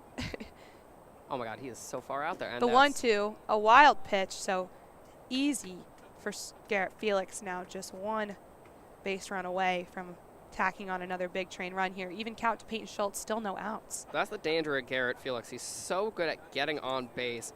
And once he's on base, he's moving to the next one, and the next one, and then he scores. Again, one false move, and he steals home. We've seen him do it before. So Brown really needs to be careful here. 2-2 pitch to Peyton Schultz. Felix, a top 5 on base percentage guy in the league. Number 1 is Emilien. The 2-2 swing and a miss for Schultz. So Brown, very impressive, takes care of Peyton Schultz. For Baylor his, Cobb up next. For his second K of the day. Now it's Baco's time to get at the plate. Cobb 2 Ks and 1 walk this evening. Just needs to put the ball in play. Pop fly is a sac fly. A single is an RBI.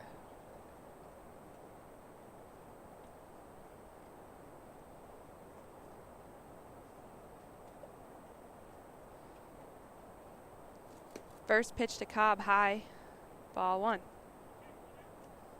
Again, Garrett Felix out there on third. Any chance and he's running. Big Train have not scored since the top of the third with that five-run performance. Yeah, both teams, like you said, quiet for 3 consecutive innings.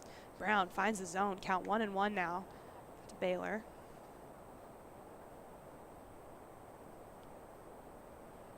You know, despite the lack of runs, they've been getting on base consistently, but credit to the pitchers and the fielders for containing runners.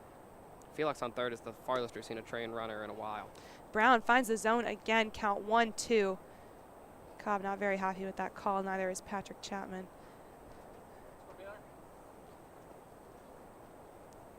Great chance for Ryan here to record consecutive Ks and get through the 5-6 of this Train order.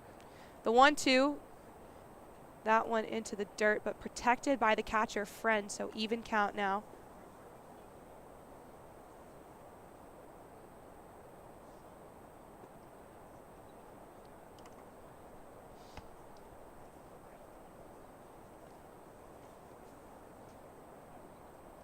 The 2-2 into Cobb, and he finds the zone. Oh, I feel like the ump was tricked by some framing on that one, but back-to-back case for Brown, and suddenly some of the pressure of Garrett Felix being on third has been alleviated.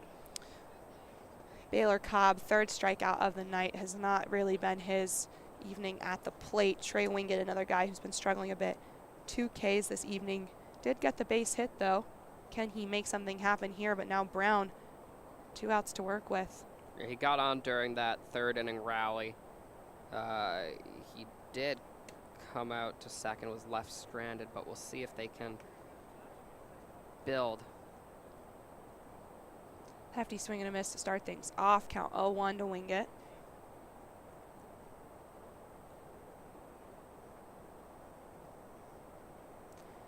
The 0-1, another swing and a miss. 0-2. Wingate really struggles to lay off those balls that are low. We've seen a couple of those swings today. That's where you want to attack against Trey.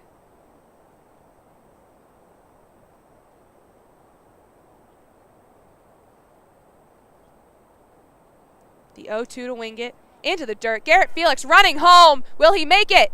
Yes, he will. Garrett Felix safely into home, puts on the first Train run since the top of the third. And like I said earlier, any one false move, one wild pitch, and Garrett Felix is running. And that's what he did. Yeah. You're like, yeah, fair enough. No, sorry, I don't have anything else to add to it. You're right. You're absolutely correct, Allie. Oh, my goodness. Garrett Felix, his second run. Patrick, don't blow the dust towards us. Take it like a big boy. Oh my God. Allie's got a dust allergy. Be nice. I do. The 1-2 into Wingate, a ball low. I think I'm allergic to a lot of things. We're gonna figure it out. Allie was struggling at the Crop Duster Yeah, Stadium. the Crop Duster Stadium really got me. They really lived up to their name. I was getting dusted behind home plate. The 2-2 in the dirt again. Did that hit Trey? Did it hit him? It did hit Trey. Yeah, it did. The hit by pitch master. Yeah, seriously. Trey Wingate, another hit by pitch tacked onto the season. He'll take his base at first and bring up Colton Hegwood. First hit by pitch this evening, though, for the Aces pitching staff. Looking at the league table, please load. That is not a good league stats, I guess, in this.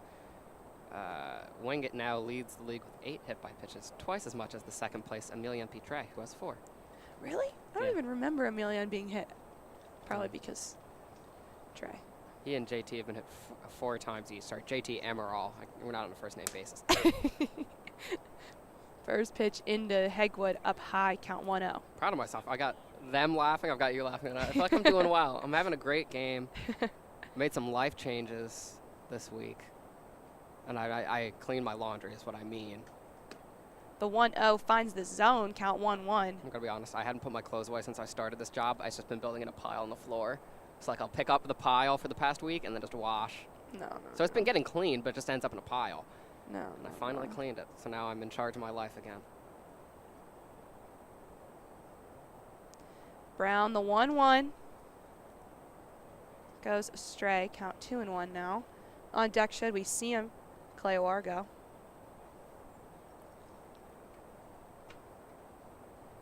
Clay go. Nah, that doesn't work. No, it doesn't work like Baco. Yeah, Baco is Baco's good. masterclass in nicknaming from Nick. Nick names. Yeah, I'll laugh at that. Yeah. The 2-1 swing and a miss from Hegwood, count even now. I was talking to a friend the other day, and I was remembering how when I was in elementary school, I was sick poor, because it was right there. Very easy name call. Why my parents keep this last name, I don't know.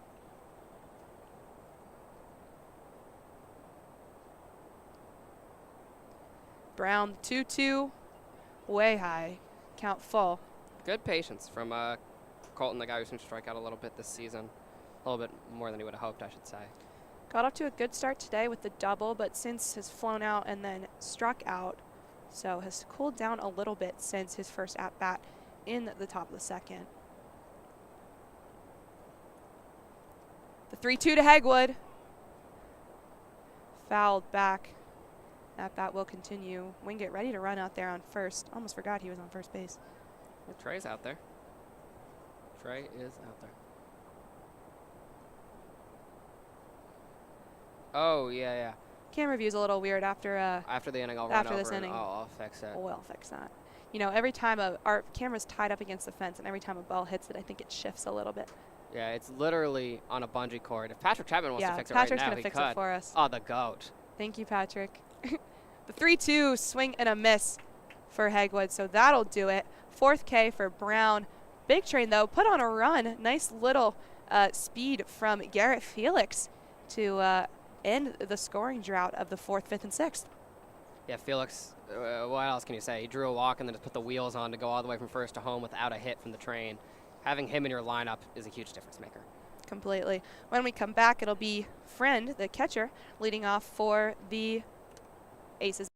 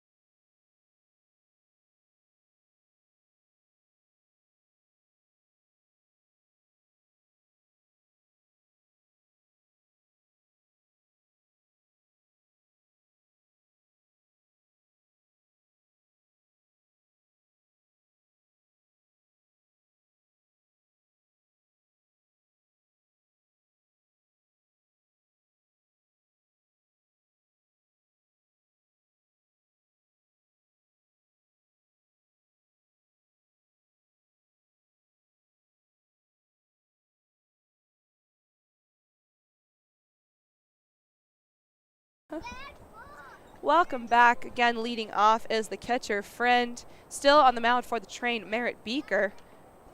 1K, 1 walk, 1 hit by pitch in that last inning.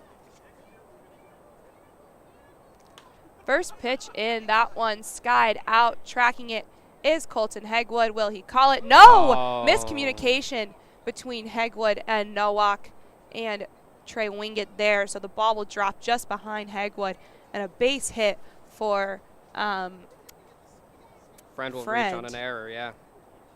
That one of the first real miscommunications we've seen on a fly ball from the infield and outfield for the Train. That was a kerfuffle out there. Someone needed to call it. No one called it. Or maybe they all called it. Yeah. Whatever it was, that was poor comms. Ize fouled back toward the parking lot, and that'll hit a car. Oh, did that hit the muzzle? It hit the hood, but I think it should be okay. The kid's running out. I think it was his car. Oh, no. When we got here, Bennett was like, "You might want to park somewhere else." We were in foul ball territory, and I was like, "Smart, smart man." Yeah, big brain on Bennett. The 0-1 does not get in there. Count 1-1. I mean, only we parked like miles away from the stadium. Yeah. That was out of necessity. That was not a choice. Yeah, it was not a choice. The 1-1 and running. They'll call it. Oh. They'll call it another interference on the Aces. Oh, the umpire. The Aces coaching staff is not happy about that one. So they'll say Ize interfered with the pass throw. He's getting ejected. He's screaming at the umpire. He's gone. He's gone. I think he's gone. Oh my gosh. I was gonna say there's nothing the ump can do. Like he's trying to have an argument with him. He's gone. So just to recap, what they'll say happened was Friend was running to second. They'll say Ize interfered with the pass from Cobb to get Friend out at second. Aces coach not happy with that one, and he's been ejected from the game. And there goes their third base coach. He's just kind of laughing. I think he's like, sorry. Oops. So Friend is so there's no out. They're just gonna push him back. They're gonna push him back to first. That's a lot to get heated over. Right now there's an out on the board. Who's out? There's quite some commotion on the field right now. That got it. So Ize will be called out. That's what I thought. Friend will go back to first. Okay. It's not a baseball game until somebody gets angry, and today the other day was Bethesda. I was gonna say second ejection we've seen this year. Yeah, wonder how many we're gonna get on the season. I want to start keeping track of that. Ejection stats. Back to the top of the order with Eddie Hakopian. No, actually not gonna keep track. Yeah, so runner still on first, just one out. You know, the Aces can still build on that. Hopefully, they can get some positive vibes in the building. Quick, relaxed pickoff attempt from Beaker.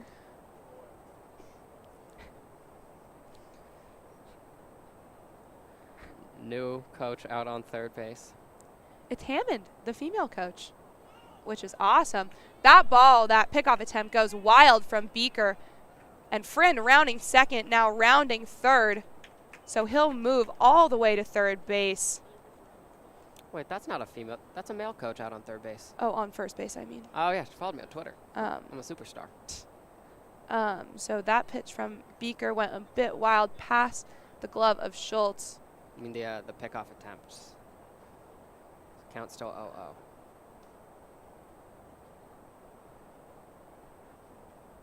Beaker, first pitch into Hakopian, fouled back, count 0-1. Hakopian 0 for 3 tonight, looking to make some changes here especially now that he's got a runner on third.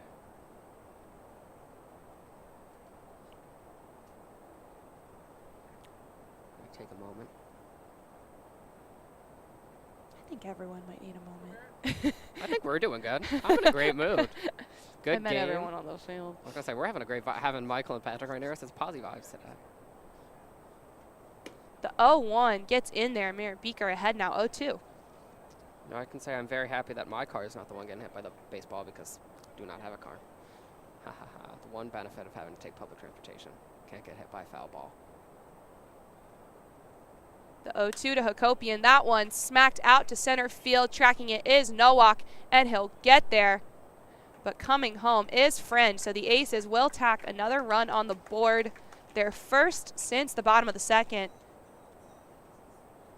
Little sack fly there from Hakopian. Oh, I love this walk-up song for Wolf. Oh, my gosh. Wolf 0 for 3 with 3 Ks today. Well, that third one coming with the first interference of the game.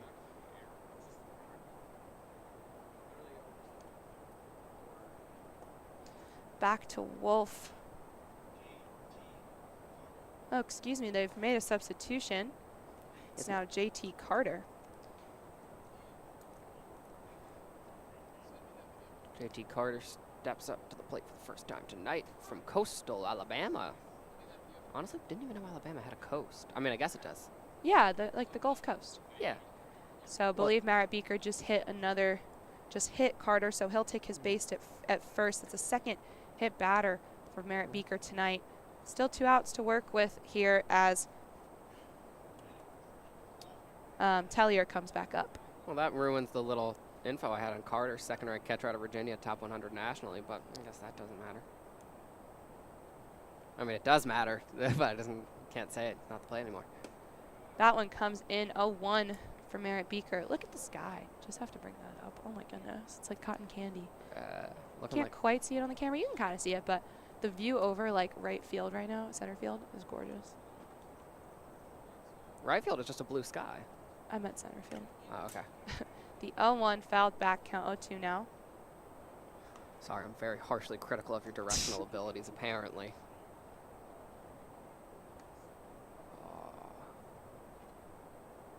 I think this has been one of the better games we've seen this season.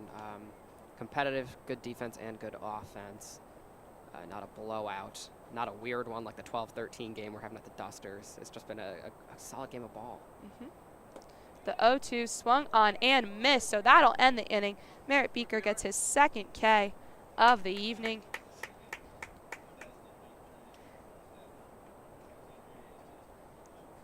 So Train still leads 7-2.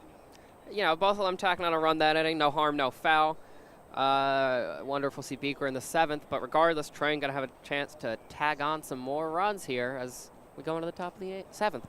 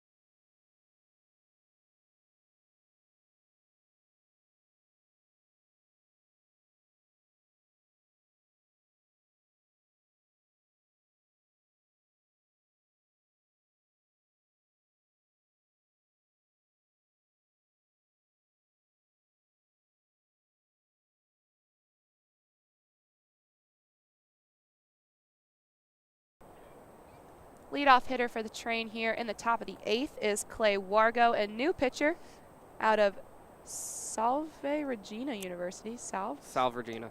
Regina University. Brody Valentine. First pitch, a strike. Brody. Where is Salve Regina University? I believe it's in Washington State or it's in Delaware. You're saying Rhode Island. Yeah, I was going to say. Two very different locations. Hefty swing and a miss for Clay Wargo, count 0-2. Wrong.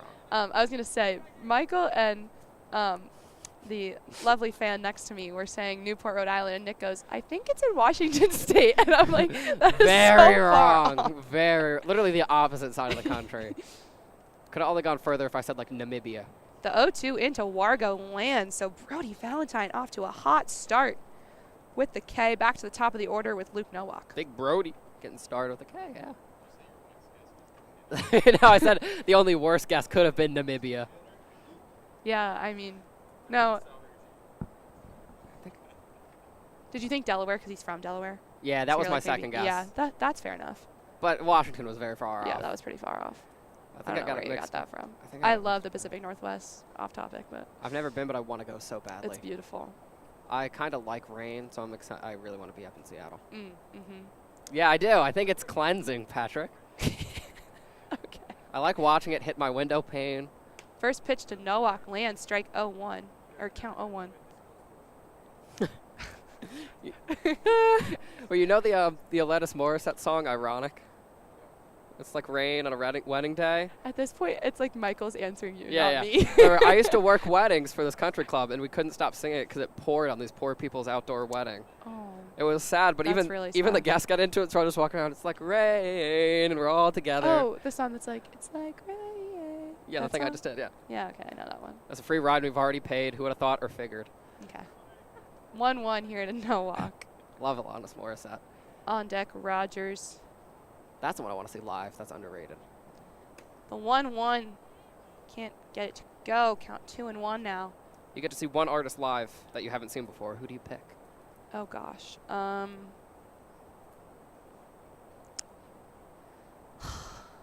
Give me a second. The 2-1 gets in there, evens the count. No, I'll open it up, dead or alive.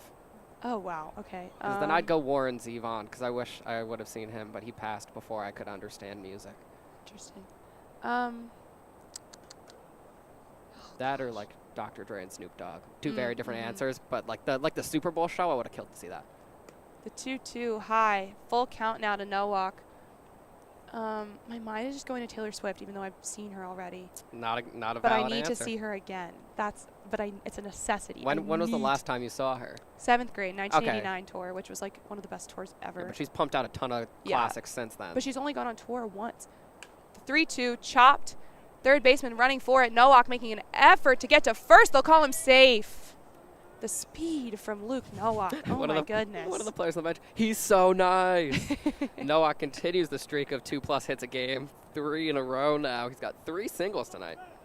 Bringing up TJ Rogers. Yeah, 1989 was a great tour. I don't even know if she's gone on tour since then because, oh no, she did. Reputation. I didn't see that, Ooh, unfortunately. that's the one that I can't get behind. I don't like a lot of the reputations. Some of them I do. Some of them I do.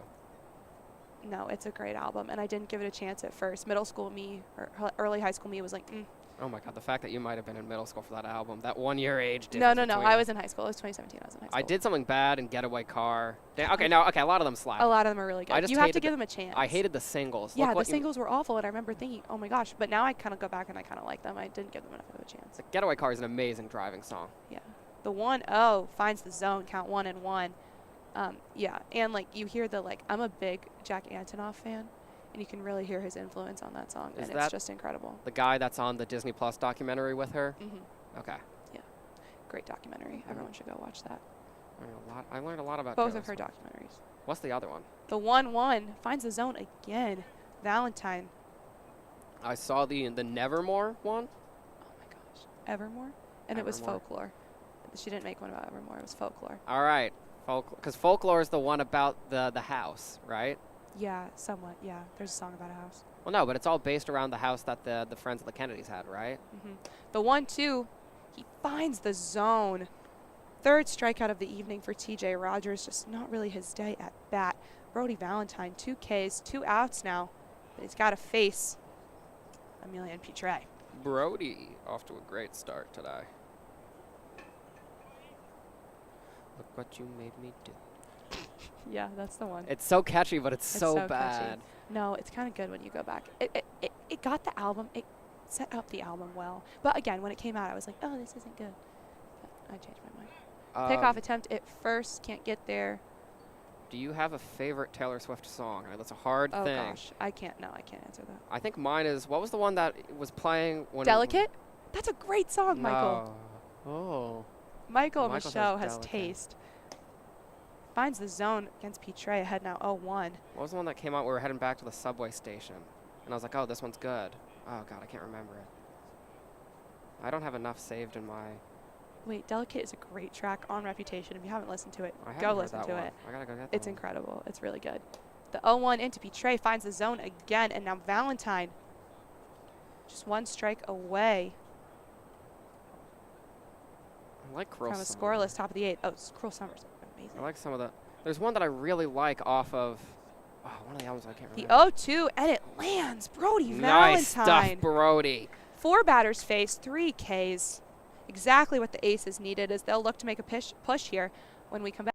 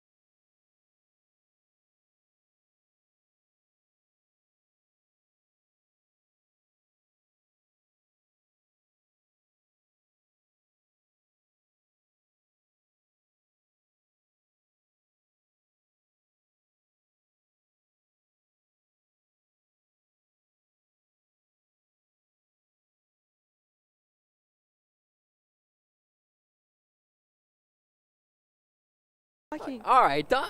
All right, Nick just found out that the reason the album 1989 is called 1989 is because it's the year Taylor Swift was born. Oh. Todd Mazzocchi on the mound now. Monster hit. Drops. Garrett Felix cannot make the catch out in left field. So Kuntz with the double. Oh, my gosh, almost fell over at second base. So not the best start for Todd Mazzocchi. Great start for the He's Aces, come in though. to replace for Beaker. But, yeah, great hit. First extra base hit of the evening for the Aces. Yep, my cousin's bullying me because you know the song Pompeii by Bastille? Yeah, of course. It took me like a year to go. Patrick's like, yeah. It took me a year to go, oh, it's called Pompeii because the city's falling apart. It's about Pompeii. And they're like, you're an idiot. Like, I know. And the walls kept tumbling down. In this city that we love. Yeah. JMU pitcher Todd Mazzocchi on the mound. There seems to be some confusion from the Aces staff. They're not putting some respect on Mazzocchi's name. Comes in relief quite a bit for the Train, so not sure why they're surprised to see him. Just got to do your research. Todd Mazzocchi, 4 appearances, all relief. Got 2.57 ERA with 7 Ks. And recorded 2 wins in those appearances. He's come in and been a solid force. First pitch in here. Ball. Ball 1, yeah.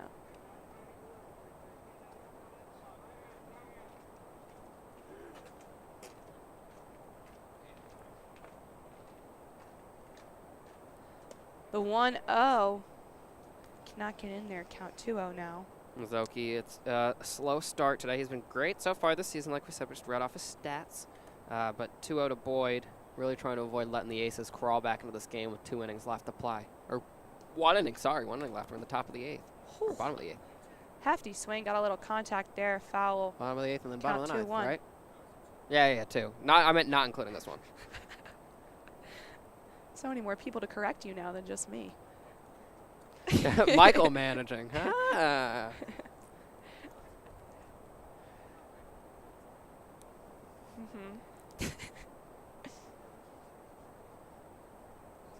Michael Michelle, our boss.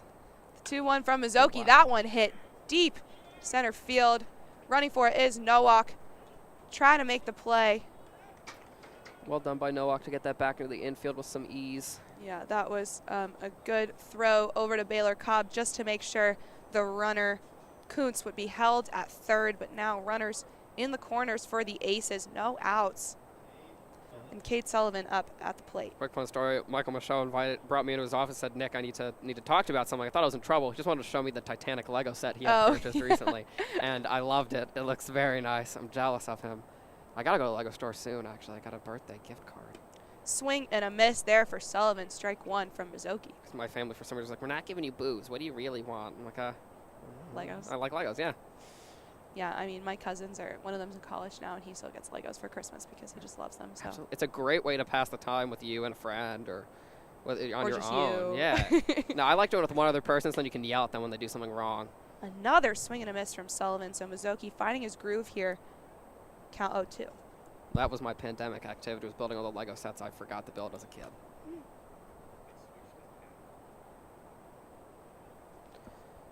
Mizuki getting something going here in this bat. The 0-2 fouled back. That's a car crusher. Yeah, you heard something there. Son of the windshield. Uh-oh. Thoughts and prayers out to whoever's vehicle that was. Count still 0-2. Tesla needs to start upgrading their cars so you can just press a button and be like, foul ball incoming, and then just back up and then reel back in. Elon Musk, pay me.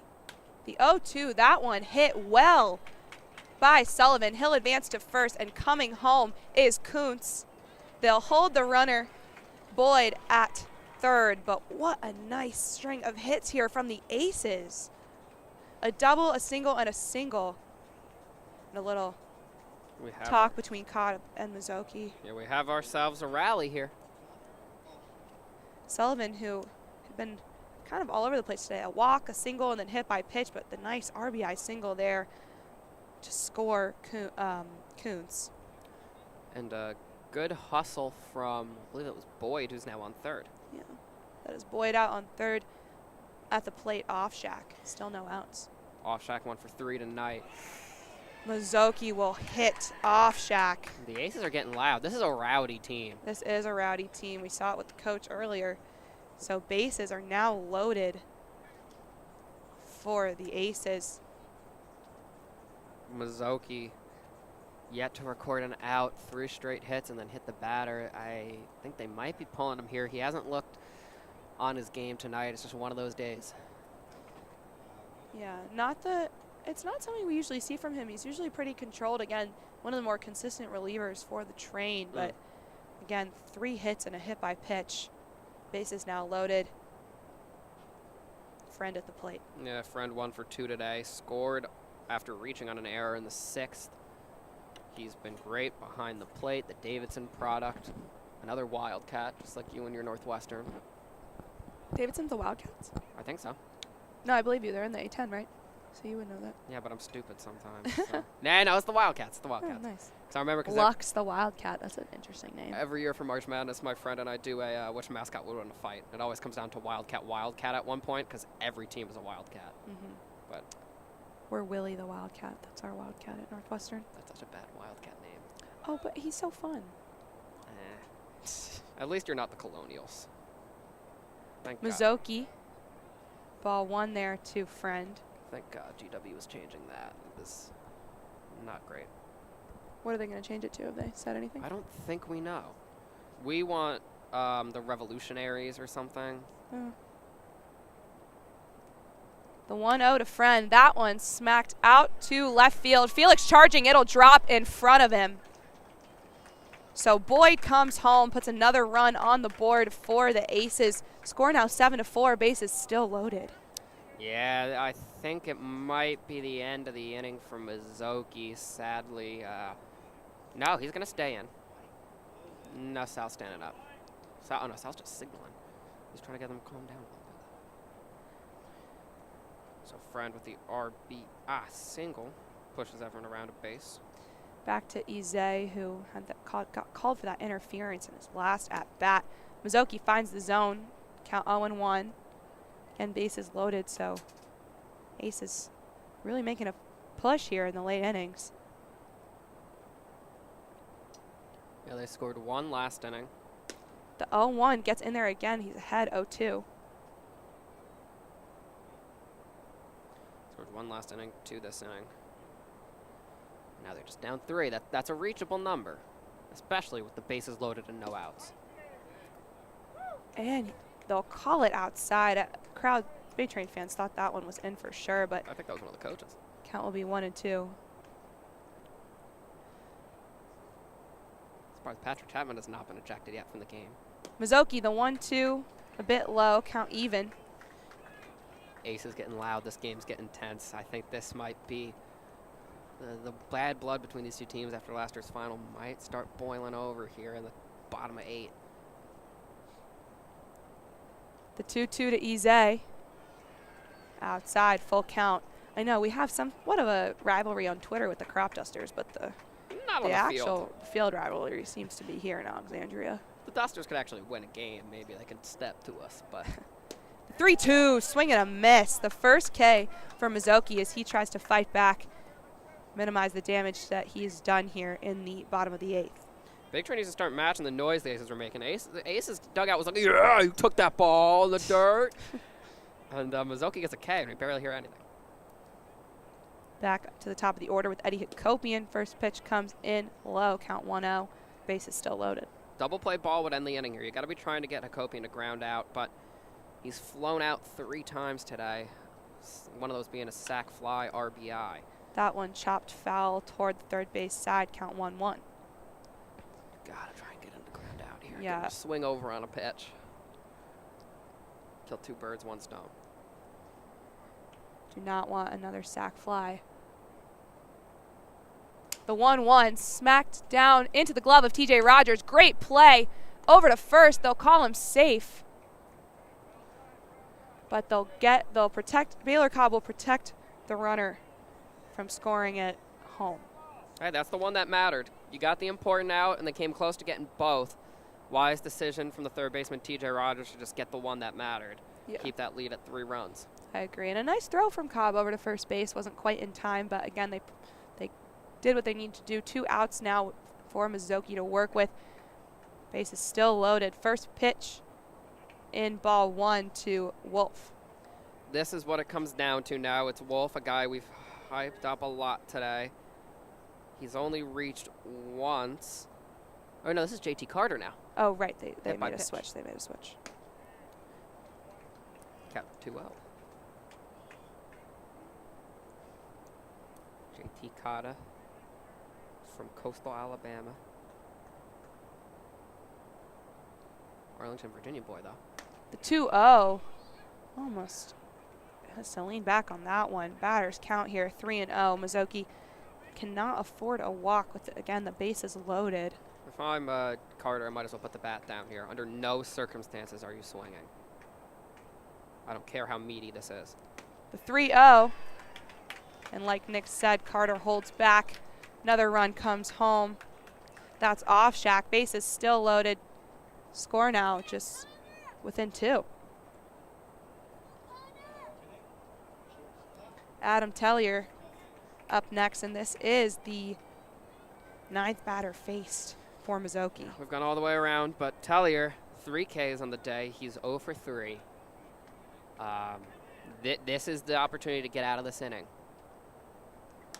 That one fouled toward outside. Kid running for it. Count 0-1. I wonder if we're ever going to get a foul ball. Here? Or just anyone in general. I'm honestly fine. I don't want one. I'm just I really wondering. don't like when the ball comes toward us. It'll be fine. I've gotten much better at not flinching. But yeah, I flinch more than you do. Yeah, but if it were to come toward us without, like, a net, I don't know. The 0-1, that one chopped. Rogers gets the grab, gets the out at second. So a nice little ground out there to end the inning. Definitely a struggle for Mizzouki, but Bethesda still leads by 2, and chance for the Bats to tack a couple more runs on here in the top of the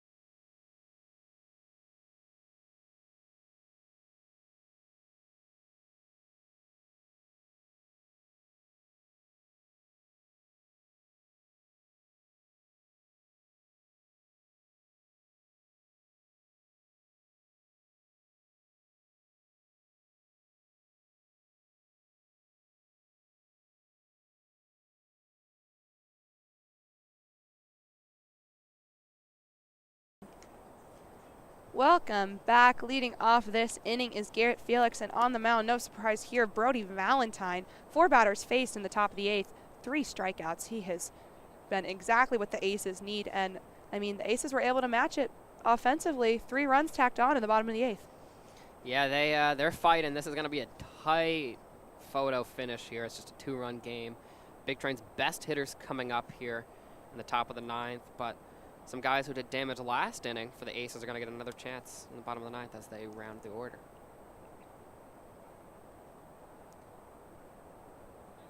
It begins. It begins. The 9th inning. Setting the dramatic stage. Valentine, first pitch into Felix, ball 1. Brody. I love that first name. Brody. Yeah, I'm having a lot of fun with it if you can't tell at home. The 1-0 to Felix fouled off. Count 1-1. Felix tonight 1 for 2, walked twice, scored twice.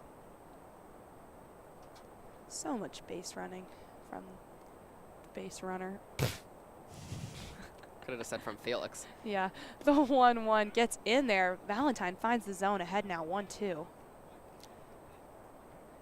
Valentine has been, sorry, I was just going to say, I've been very impressed with his performance. Oh, I was just going to say the pitcher doing some pitching tonight. True. Preach. I meant, like, Felix is the base runner. I know. You know? You're right. I'm just messing with you. I'm having fun with it. Ball 2, count even. You mess up much less often than I do, so I gotta mess with you when you do. Fair enough. Actually, I think it's closer than I'm letting myself think it is. Although yesterday I tallied a lot in the mistake column. 2-2 high. Full count. Look, we're only human, folks. We really are doing a lot of work. You should see the prep that we put into this season. How intently we follow these games. 3-2 in the dirt, so Felix will take his base. First walk for Brody Valentine. Third walk of the game for Garrett Felix. Also, for those of you wondering at home, Allie's trying to hide it, but her answer was Morgan Wallace for Artists Dead or Alive. Morgan Wallen. Morgan Wallen. I don't know country, Patrick. Probably that. I'm from Jersey. I that just know would the be boss. Alive. Dead would be Queen. Yeah, Queen with Freddie Mercury is such a good answer. Yeah, that would be my artist. That's no. We are blessed to have. Have you seen them with Adam Lambert though? I've never seen them live, but I've seen some of the clips of them. I've seen some of the clips of that. He's Adam Lambert, American Idol legend. Yeah, we were talking about American Idol. Yeah, that's why I brought it up. First pitch to Schultz. He finds the zone. Count 0-1 for Valentine. Most underrated guy is the dude who used to beatbox on American Idol. I forget what his name was. He lost to Jordan Sparks in her season. But was it the guy who got second? Yeah. His name was Blake something. I remember him. He was cool. I think you're right. It is Blake. Blake Colin Lewis. The 0-1, low and away, ball 1. I remember when I was a kid, I'm like, you can make noises with your mouth that aren't singing? And I was like blown away.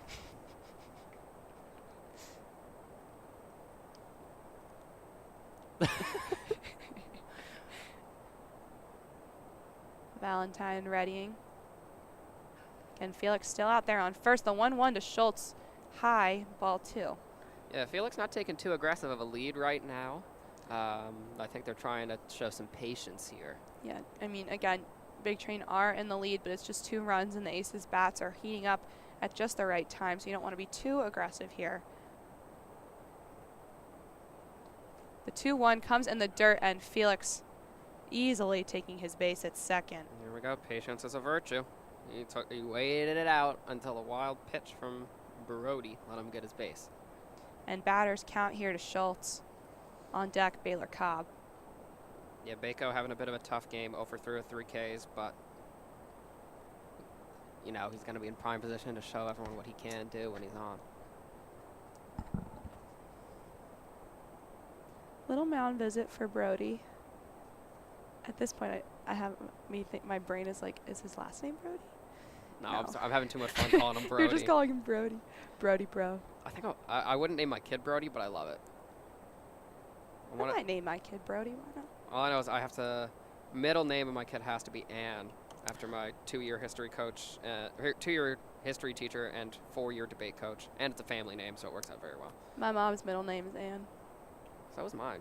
Really? And yeah. I feel like it's a pretty common middle name. Is. But shout out to Ann LK. It's actually your birthday today. My old debate coach. Definitely not listening. Too busy partying hardy on your B-day. 1 to Schultz, fouled back. Felix was running, charging into third base there, slid in.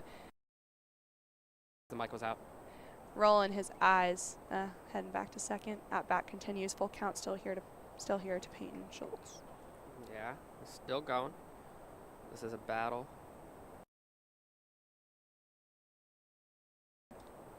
I'm quick with it. Unless I missed a button, which is a... But now I watched myself at the button. Eyeing Felix on second. Valentine, the 3-2. In the dirt, so Peyton Schultz will walk, take his base at first. That is the second walk in a row for Valentine, who was so efficient again in the top of the 8th. 4 batters faced 3 Ks, but now back-to-back walks. Little mound visit. And not a lot of love from Valentine here in this 9th inning. And Baylor Cobb will have a chance with 2 runners on, 1 in scoring position, and no outs. They're going to pull him and bring on number 4. I'm reading these numbers fast. Josh Birnbaum.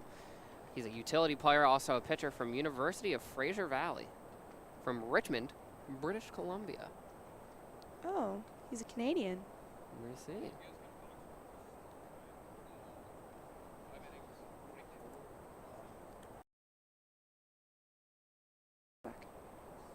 We will, as Birnbaum gets warmed up here, we'll take a quick step aside and be back shortly.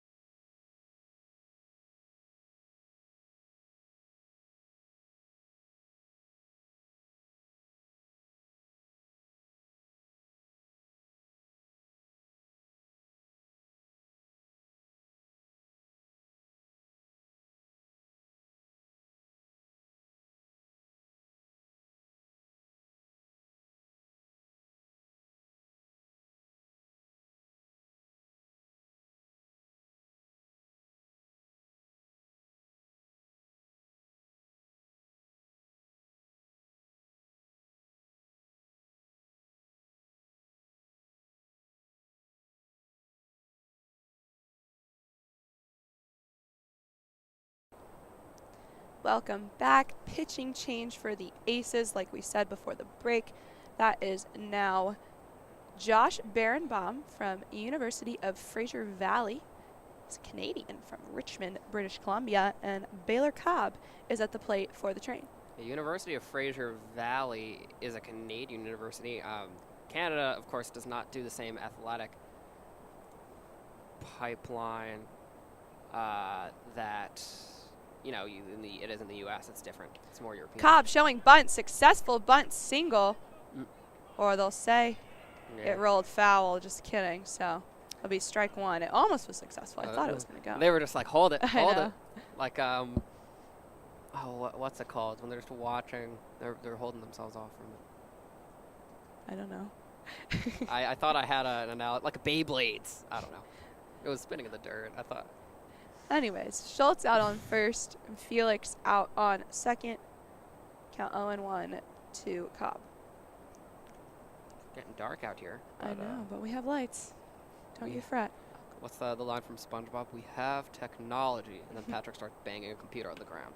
Cobb showing bunt again. That one will be successful. Runners will advance to second and third. So little sack bunt from Bako to get the runners in scoring position.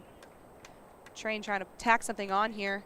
And they'll bring in Sean Lane to pinch hit. Your boy, the Terp. Yeah. Yeah. So, Wingate not having the best day at the plate, so they're going to bring in Sean Lane, who hasn't played since Saturday. Wonder how they're going to shuffle the field for this. I know. I wonder, too. Possibly move. Perhaps not a direct substitution? Yeah, maybe do another sub. We got bodies for once. Yeah. So, Lane will hit now. Felix out at third. Schultz at second. Hopefully, Lane can get something done here. We've seen quite a few RBIs from him, whether that's sack flies or base hits. He can kind of do it all. Sean Lane on the season, he's batting 69. Swing and a miss to get started. But he does have 9 RBIs, so he's been really good at generating sack flies, of which he has 2. Is SF sack? Yeah, he only has 2. I really thought he had way more. Tied with Schiavone for the most on the team in that statistic. The 0-1 hit straight into the glove of the first baseman. They'll call Felix out at home. So successful play. Second baseman Hakopian finds Friend behind the plate. They'll tag Felix, the runner, out at home. Lane will advance to first, Schultz to third. So still runners in the corners for the Train, but now it's crunch time here with 2 outs.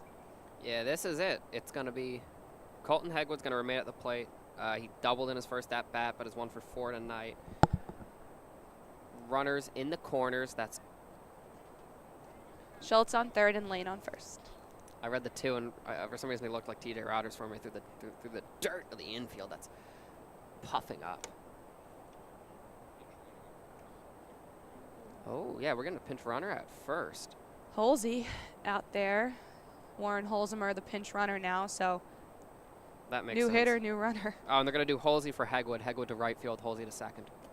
We figured out the puzzle, Sal. I get you, Sal. Swing and a miss for Hegwood to get started, count 0-1. I'd assume that's what they're going to do, because Hegwood's played right field, Holsey's played second. It would make sense. Yeah. Big brain stuff. Holzheimer's fast, too. We've seen some impressive base running. I remember last night, at least, or whenever we were last on the call, Sunday. I feel like this is the first time the Big Ten are about to have a tense bottom of the 9th. I feel like when we have the tense games, it's been at home. On the road, we bodied SoCo Metro never ended. We bodied Tacoma. Dusters was weird and hasn't ended. Is this only the second game we're going to see the end of on the road? Perhaps. Or the Grays one. Oh, the Grays one. And that was a nail-biter in the 9th as well. Hegwood pops that one out to right field. Tracking it is Kuntz, and he'll make the catch. So, like you said, it's going to be a tense bottom of the 9th as the Train cannot tack on another run. When we come back, should be a new pitcher, I would assume, for the Train. Only time will tell, but score 7-5.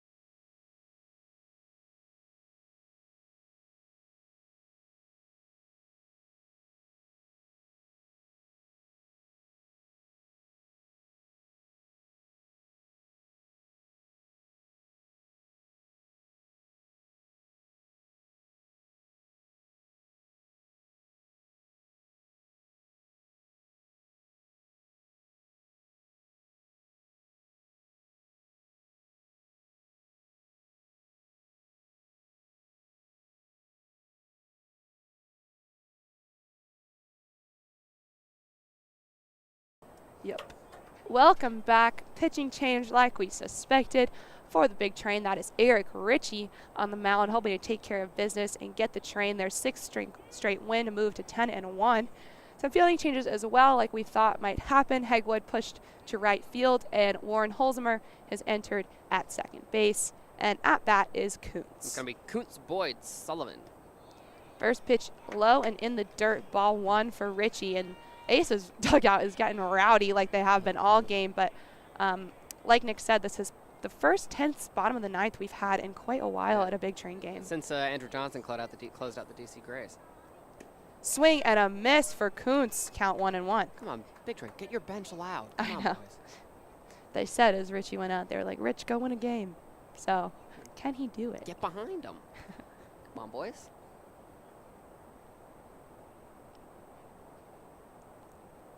The 1-1. Can't find the zone there. Ball 2. You feeling nervous, Allie? I'm feeling a little nervous. I am feeling a little nervous. First time in a while since those first 2 games that were like 3-2 kind of nail biters at the Pove. But, I mean, Train have been rolling lately. The 2-1. 3-1 is the count now. No, wait. Did he just call a... He pointed at something. Maybe he's telling them to pipe down. I don't know what he's saying. Wide batting stance from number 18, Boyd. Kuntz, but yeah. Apologies, it's Kuntz. The 3-1 does not find the zone, so Ritchie will walk Kuntz. He'll go take his base. And now it's really crunch time for Eric Ritchie. Yeah, that's the hard part about being a closer. You don't have a batter or 2 to get comfortable on the mound. You got to go. The moment it starts, the pressure is on. And Ritchie so far in the season has not given up a run. He has walked 4 and 5, though. Train lead by just 2 here in the bottom of the 9th. He's on first.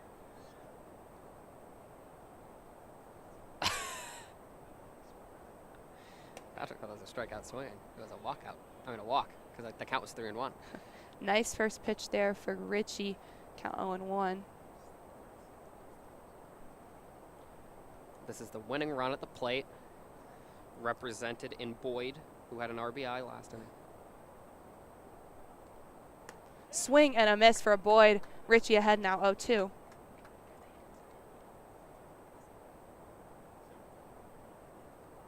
What did I say? Tying run at the plate. Oops. Oopsie poopsie. The beauty of having our bosses right here. So many corrections. Oh, gosh.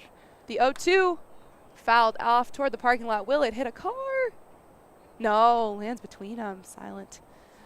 Silent, but deadly possibly off the bounce. You never know. 0-2 is the count still here to Boyd. Ritchie looking for his first out after walking Kuntz. Would really help here. The 0-2. That one hit out to right field. Running gets the catch, Hegwood. So first out taken care of. Sullivan now who had the RBI single in his last at bat. Coming up to the plate now to PIMP by 50 Cent is Sullivan.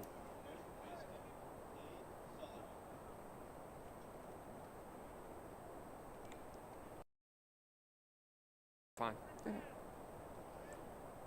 This game, we've been with you for 3 hours, 11 minutes, and 28 seconds. Dang. Doesn't feel like it. I guess time flies when you're having fun. Ritchie, first pitch into Sullivan in the dirt, ball 1. This has been a great game. Yeah, seriously. Again, the first one that's kind of kept us on our toes a little bit. Big Train with the 5-run third, but Aces came back storming in the 7th and the 8th.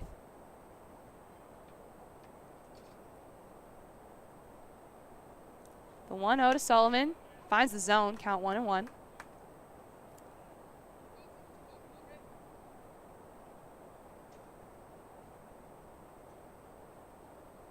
Pressure continues to mount. Now there's gotten very quiet. Dead silent. Breathing, taking his time. The 1-1 swing and a miss from Sullivan. Ritchie ahead now 1-2. Strike away from the second out. That was a nice pitch from Ritchie. Again, it's all about how you rebound. Walking walking Kuntz not the worst thing in the world, especially a guy who had an extra base hit in his last at bat. So if he can take care of business here, walk will feel like it never even happened. Here we go. The 1-2 gets out, ball 2, count even. Ace is trying to get the noise back going. They just love their balls. Big Train bench starting to get loud a little. Good. Good. The train needs to make some noise here. Their boys doing very well here. I mean, he walked one, but got a great pop out to right field before. He's one pitch away from out number 2. The 2-2 swung on and missed, running out to second. He makes it. There is Kuntz. So Kuntz safe at second, runner in scoring position, but Richie gets the K to take care of Sullivan, and now just 1 out away from winning this game. Yeah, that'll bring up Offshek. He's 1 for 3 today, Connor Offshek. He's had a good season so far, batting .333. And we're going to do a little mound visit just to, prepare for the moment. Got a game plan. Again, just 1 out here from the Train's 6th straight win and 10th win of the season. What do you think they're talking about up there? How are you going to get Offshek out? I don't know. I like to imagine it's like, yo, you hear the broadcasters over there saying Taylor Swift, that Reputation's a good album? I don't think that's what they're talking about. She said, look what you made me do is good.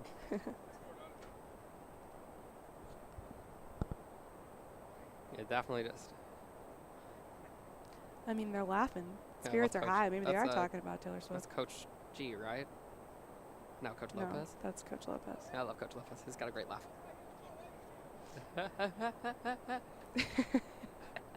It's that, but 10 times louder, and it's dead silent here, so I didn't want to do it because he would hear it and look at me.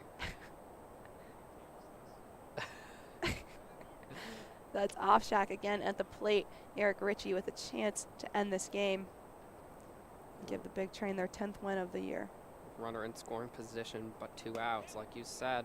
Beautiful start, count 0-1.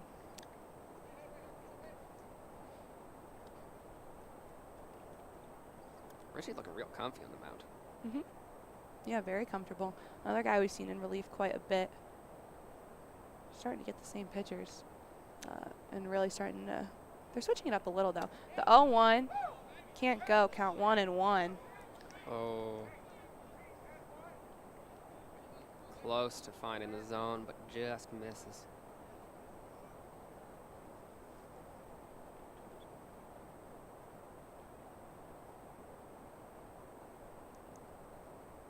And Kuntz, the runner at second, but the 1-1 fouled back, so count 1-2, and now just 1 out away from the win. Yeah, 1 strike is all they need. Just heard someone in the dugout say right here, right now. Couldn't agree more. I mean, but if not right here, right now, next batter. they can't win it off this. Remain calm. In the grand scheme of the world, everything's minuscule. The 1-2 a bit low, so count even. It's fun. Everything's silent until the moment the ball hits a glove. I know. It's loud and then stops.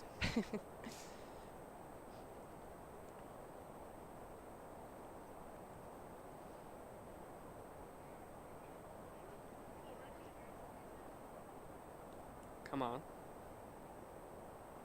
Big moment. Richie, the 2-2. What? They're saying he walked out before the pitch, but Yeah. some like Coach Lopez was trying to call for strike 3 there. Pitch comes through, but will not count for anything. Yeah, Offshek took his little walk before the pitch came in. Agrees, so count will stay at 2-2. Tension continues to rise. It's a silent Alexandria. The 2-2 fouled Oh, off. that's a car crusher. Toward the parking lot.